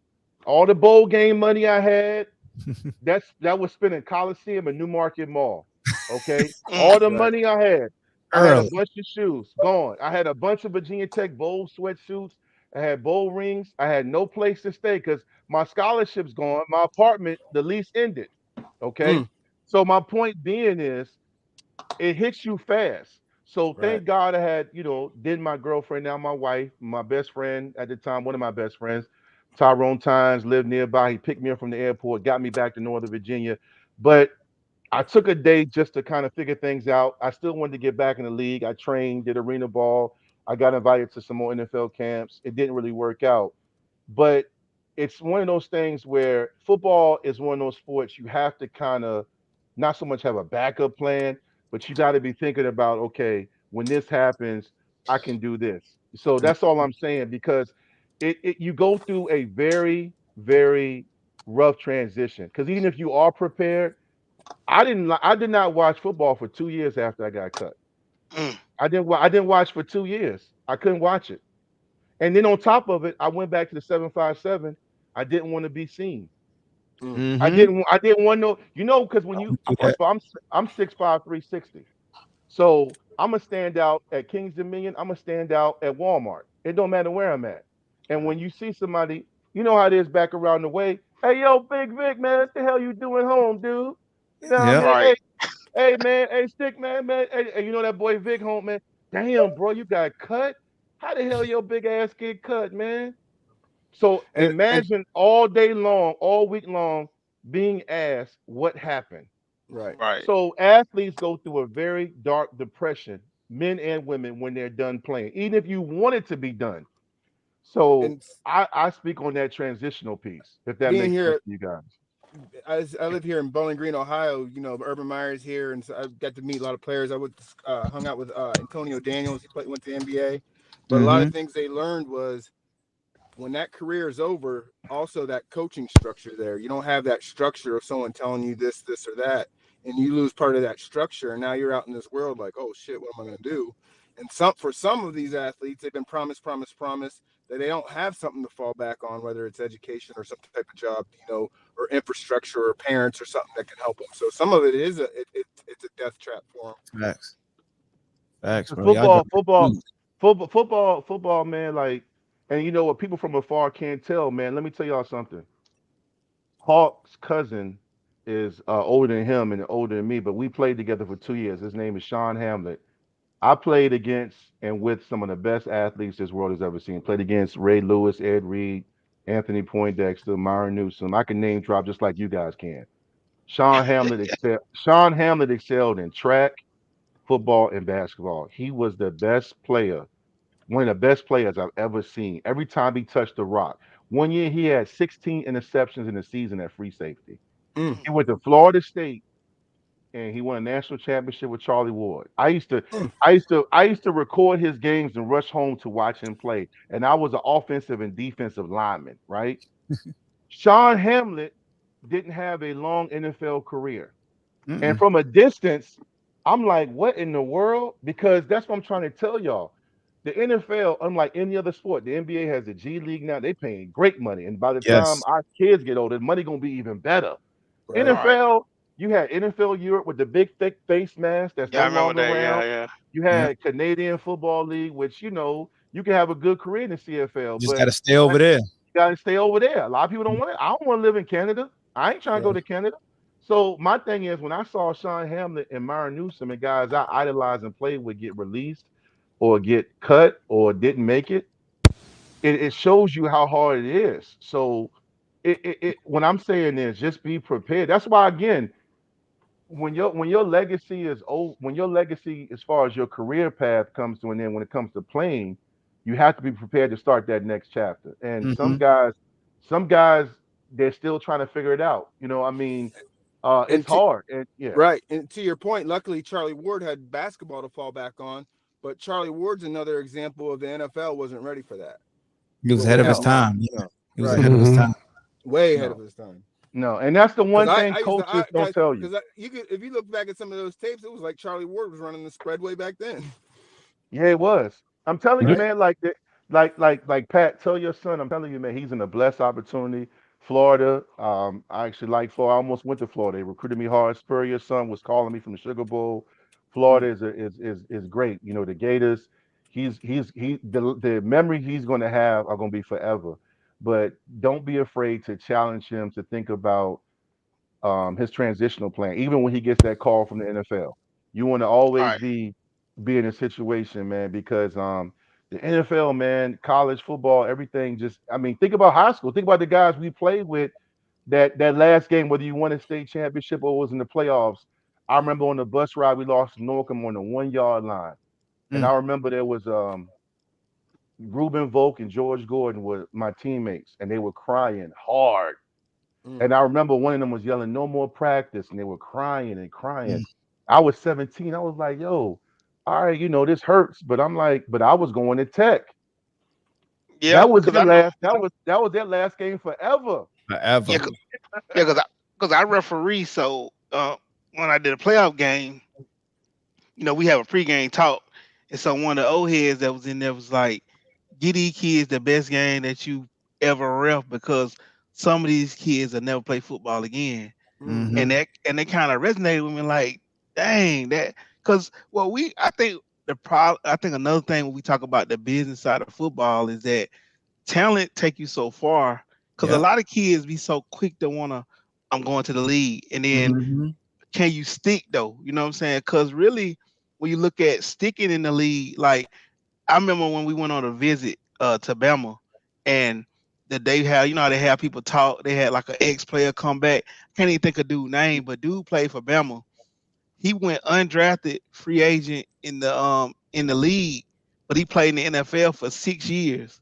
But this, when I Mm-hmm. say he's a no-name dude, though, like when I say dude can walk right by you right now, you would never know, Even know it. but he played in the NFL, and so he was just because he was just talking about see what kids don't learn about the relationships too, like you, even though you might then play long in the league, but think about the people that you met along the way. So a Mm-hmm. phone call from you can call and say, hey man, I got this kid that y'all really need to Hmm. take a look at.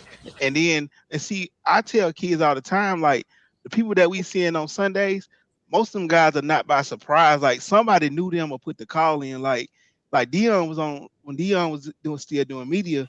He was on I think it was either First Take on one of them shows. They was talking about Jalen Ramsey, and Dion was like, "Oh, Jalen been like that since he was 13 years old."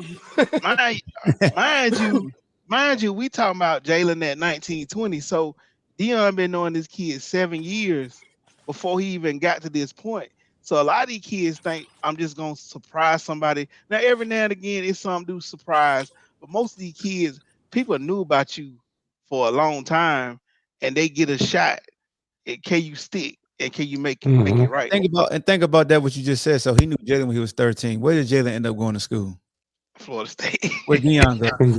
Florida State. You know what I'm saying? Right, Like that's right, that Yeah. that's that like the business side of having that influence. And right. so when Dion stole the top recruit from Florida State, he came out and responded finally, right? But he did it in a mature way. He said, when I wasn't a head coach, Florida State had me calling recruits for years to close the Hmm. deal. Right, Now that I'm a coach, I'm going to continue to do what I've been doing for years. Why Right. do you have an issue now? right, And it made sense because I do this for my university. Hey, who we recruiting? Let me see. I know, may know a family member. Let me call them. right. Because you're taking the time out to read, like the Chris. And look, I'm not Chris Long, I'm not Rondé Tiki, Thomas Jones, all those guys. But if you have a relationship, utilize it. You know what I'm saying? Right. And that's Yep. what he was saying with Shane Beamer. It's like Shane can have all these aspirations, but he had that forward way of thinking that I'm gonna go out here and I'm gonna build these organic relationships. Even if I got an agenda, I'm still building an organic relationship. Now that I'm in this new circle, because as a former player trying to become a coach, it's tough because Yeah. coaches are territorial, especially guys who didn't play that are coaches. They don't want you jumping the line. Right. They want you to earn it. But the fact that Shane created those organic relationships, they don't view him as cutting the line because they know him. So it's like, oh, you want to be a GA or you want to do, hey, so and so available. And he put out their resume and references. Because in any job, you call in, hey, man, I got this guy want to be a part of staff. What you know about him?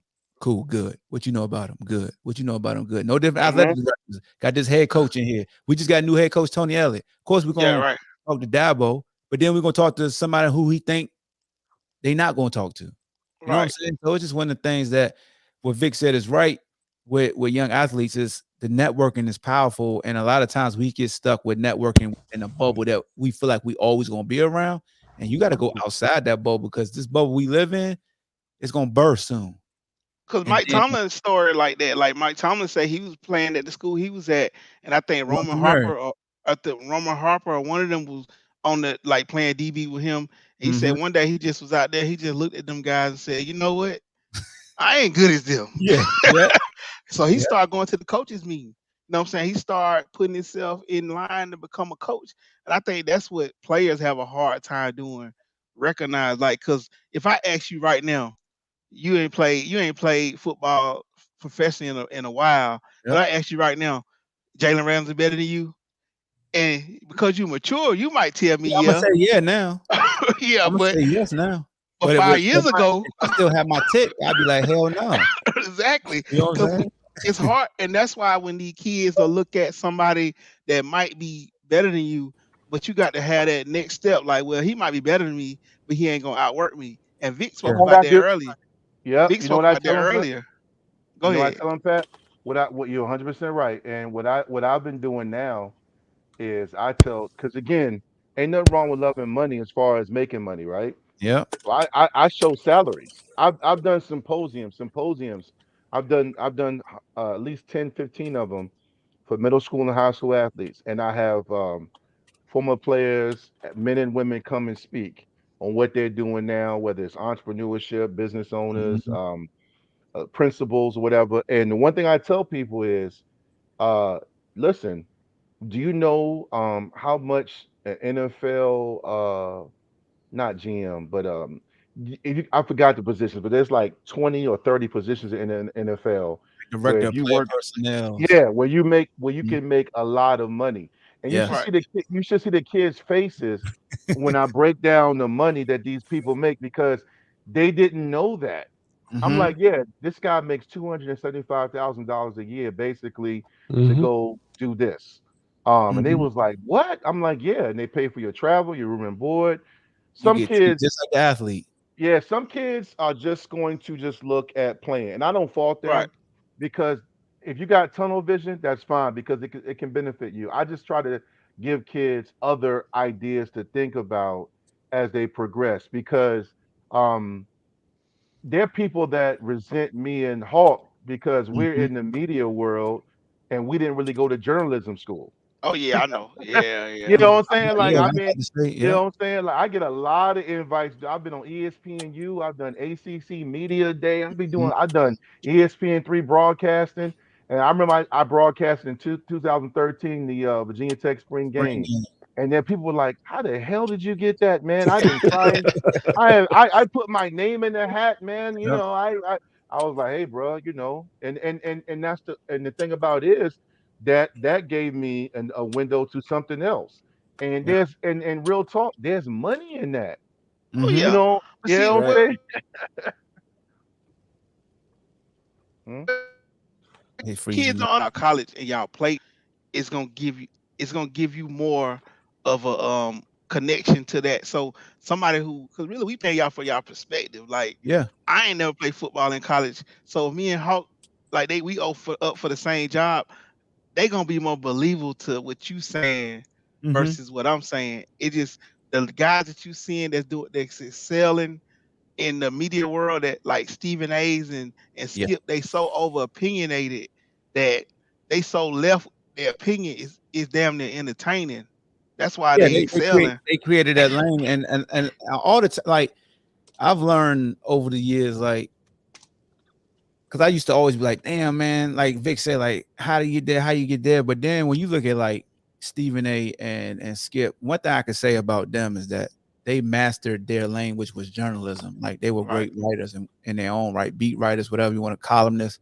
And then the new era of guys with pens started having microphones put in their face, and now can which one of you guys can talk? Because a lot of times some people can only write, some people can only talk, some people could do both. You know what I'm saying? You want to make sure the more you could do, it's no different in this business. And as Vic was saying, it's like a lot of times when you go out here and you try to move up in the media world and you want to be, whether it's a color commentator, play-by-play, which is the hardest job ever, or you want to do sideline. Sideline is tough too because you down there in the elements. A lot of times when you try to get in this business and you don't get in there, folks get discouraged and they just sit there. They sit there, right?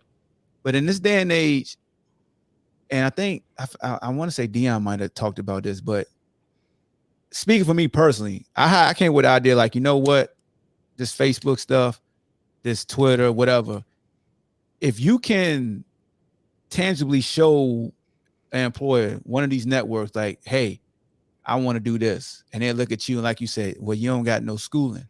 I don't have the schooling, yes, but let me show you how many followers I got. Let me show you how many downloads I got here. Because now I'm bringing a following, which is potential increased revenue or views or traffic, because that's the world that we in. So that's why a lot of times you'll see folks who we don't deem as qualified in the biggest spotlight, but then when you go look at them, and it's a dude, I forgot his name. It's a dude that's on Instagram, that little heavy sack, light-skinned dude that put the dude bleach his hair, whatever, but he be interviewing rappers stuff. Not DJ Academics, another one.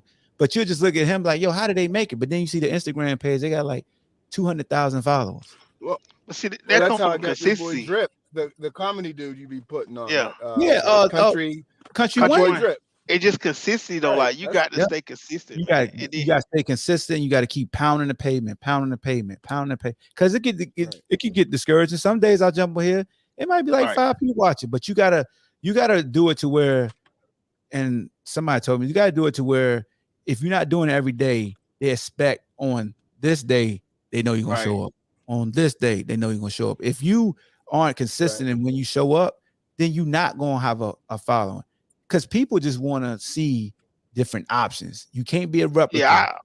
Yeah, that's true, because that's what challenges me. Like I got to get back on my stick, but I was like looking at you and I was like, man, because really I think opinion these days is what people want to hear.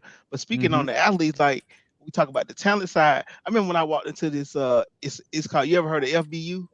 Like they got, it's like rec ball after, it's like training football. And I walked in there and Peter Ward was in there one day. Okay. You know what I'm saying? He supposed to be doing some training. And I'm telling my son, like, you don't know who this is? And he like, he young, so he ain't know. I said, bruh, you need to go pull up. I said, y'all got YouTube. I said, go pull up Peter Ward. And so when my son saw him, he was like, he was cold. Like, how come he ain't playing the league that long? I said, bruh. I said, it's hard, man. I said, because we even had arguments now, like, who was a better college player, Peter Ward or Percy Harvin? And we was like, it's like Lamar and Mike. Right. Like Lamar and Mike Vick that I used to get on people about, that when people like, I didn't mean cut y'all. Go ahead. No, I'm just saying about those guys. Like it's certain players that all of us, no matter how we see them now, and we like, man, that's the thing when Vic was talking about he got back to his hometown and somebody was like, yo, where you at?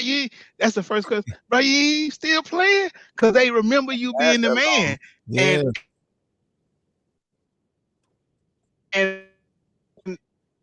And saying like, yo, I gotta be able to switch lanes, do something else. But if I could use my name, image, and like this, because names, image, like this go bigger than just the college football. Like you can, like right now, how if you became a real estate agent in Charlottesville, you'll have I'm pretty people sure I that get a lot of people that are latch on just right, because of my name. I may be right, trash at Listen, like hey, me listen. selling the house. Yeah. right. That's why I like NIL because I was telling my homie Sharon Stiff between TikTok and NIL, we were such fools in the late Yeah, '90s. right. I would have had 2 million followers. Mm-hmm. Woo. I would have had the stuff I'm doing now. Like Hawk, especially back then, because Hawk was Mr. Idiot. So like he was he You can no no tell. no I don't that's a No, I'm saying compliment. Nah, funny. that was I my know, He no, that was no no, my no. that I was my know he's mom. no saying Yeah. yeah he was witty.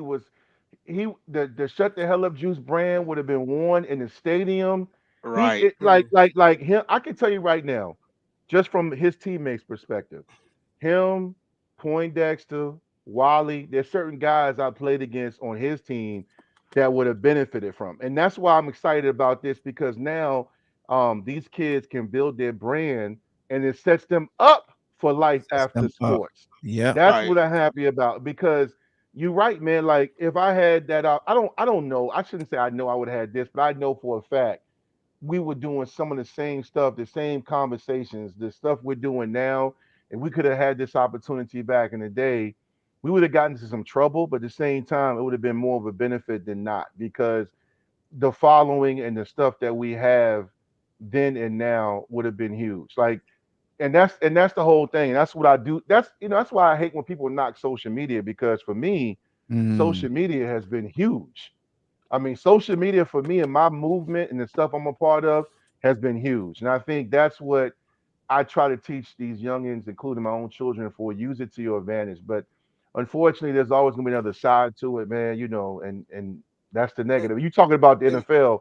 I'm going back to Sean Hamlin. I'm telling y'all right now, I need to do. I sometimes and y'all don't understand, man. I think I they need think, to do. but Honestly, just they need to do a 30 for 30 about VA in general because when I talk to people from Virginia and I speak to people who from Virginia, the athletes that they name that we probably never heard of or we seen just a glimpse of like Ronald Curry, you know what I'm saying? When we seen him like we like, man. And then you like we only Beast. saw a piece of him, you know what I'm saying? Let's Because we go. saw a little bit at North yeah. Carolina, then you saw a little bit on the football field. But for what y'all seen, the high school side, like I got a buddy now, he around the same age as us. He like Ronald Curry, the best football player that he seen ever. You know what I'm saying? And I was like, but you see, but coming out of y'all area, Yeah. I'm like, what? And like he like, no, he didn't say ever, he say high school. Let High me school. clarify. The Yeah. GOAT high school player. My Florida teammates, and I played during my time at Tech. Beamer had a ton. We had a ton of Florida players. Florida boys don't never want to give nobody no props ever, ever. But when they saw, and this is back with VCR tapes, when they used to see the highlights of Ron C, my boys from Dade County and from Orlando, they used to be like, "Hey yo, man, nah, he cold with it. He cold with it, man. He cold." Like they gave Mm. Ron his props because their whole thing used to be like, "Hey man, he ain't doing it down here, Vic. You can kill that noise. He ain't doing that down here. Our Mhm. speed is different." I said, "Listen to me. I'm telling you right now, Bobby Bowden came to the crib and said he is the best high school football player he ever seen. Ever Matter of seen. fact, Mm. I'm gonna post a video later today. I'm about to record it here in a second. I was up late last night. I just get nostalgia sometimes. I watch nothing but old boxing matches, football games, basketball games. I was watching a game where Hawkins played James Madison, who was 13 and 0, and Ron had 5 touchdown passes, a block kick return for a touchdown, and he also had an interception for a touchdown in the state semifinals. Ooh. Yeah, He is beast. But to special. go back on what you said about this platform, I mean, just the fact that we evolved, like I don't know none of you cats, and I'm glad to be on here and being part of you. But just that part of the internet evolving, and big shout out to Hawk for creating that platform to have these voices, and for us to go 3 hours with nothing just positives and everything out there. That's just amazing where we be at that too. So I thank you guys for that. Yes, No sir. doubt. No doubt. Yeah. Nah, that's what I think about this thing, man. Like iron sharpens iron, and then when these cats who have played and been in them rooms can come back, because really, I think that's what these kids need. Somebody who been in them rooms, because now you got kids, you got like say if they had a combine tomorrow, they got combine freaks because if you've been to the combine before, you can show me what they're gonna do at the combine. You know what I'm Right. saying? And now I work towards that. But if you just throw a combine up 10 years ago, they'd be like 40. You want me to do shuttle runs? You want me to do, you know what I'm saying? It's Right. gonna be like, but now you like these kids, because like it's a group down here, they call themselves the name of the dude name was I Dare You. Like dude had a training, he went to Georgia, he started a training group where he was doing all skill positions. And he had a lot like that's what your boy that played for AJ Terrell worked with them for a long time. You know what I'm saying? Like that's who groomed him. So a lot of these kids, when they get to this point now, you can see the work that been put in, and that's a good thing because you got to teach them about on the field and off the field. Mm. Yeah, man. But shoot, look, man, I we've been know on we here didn't. 3 hours. This I know. Freestyle Friday been dope, man, because I ain't done a Freestyle Friday. I hadn't done one last 5 since school's open back up. But that's all. Right. But we got one in the new year, and that's because inclement weather here. But definitely appreciate everybody for jumping on, man. This 3 hours is gonna be a fun bonus episode for all my drivers and Real folks who work out. But go ahead, X. real quick, Hawk. Is it still bad down there? You guys still got snow on the ground? Yeah, it snowed again yesterday. But it was more like ice. So it was more just covering the roads again in ice. But schools were out again, but they doing a great job of restoring power to folks who don't have it. It was still quite a few people that didn't have power. So that's Right. getting better. Because I It's was gonna getting say you better. guys aren't. Your infrastructure's not set up like us to be out here plowing and stuff. You guys don't have a lot of Yeah, plow trucks, because do you? we don't typically get a lot of snow, and a lot of Right. times, we can kind of wait and see. Like you can see, like sometimes if the weather calls for something and you prepared and it don't happen, it's like God dang it, we wasted resources because it may be limited. So, but I don't think nobody expected like a lot of the trees to fall down. Like so many trees fell down, bro. It was crazy around the city. There's so many. So I don't think that's something you can truly prepare for, like Well, trees. all that being well, hit. all that moisture, and then it freezes, and then Yeah, everything yeah, gets heavy, and then it yeah, collapses. yeah. Yep. So that's what we ran into, man. But shout out to the folks who out there working double time, trying to restore the power. Don't want to never lose sight in them Man. because we always say prayers to the folks without, but the people who provide um, that Right. energy to get it back on. Definitely salute to them. But salute to y'all, man. Enjoy your weekend. Oh Appreciate yeah, y'all for definitely. jumping on, bro. Appreciate you having us, man. Yeah, P Man, Diddy. thank Good you luck so to y'all much. Monday Appreciate it. night, man. Well, we Go need it, dog. boy. I wish I could suit up. Oh, I can't wait to see it. All All right, right, y'all man. be easy now. All right, fellas. Yep. Peace.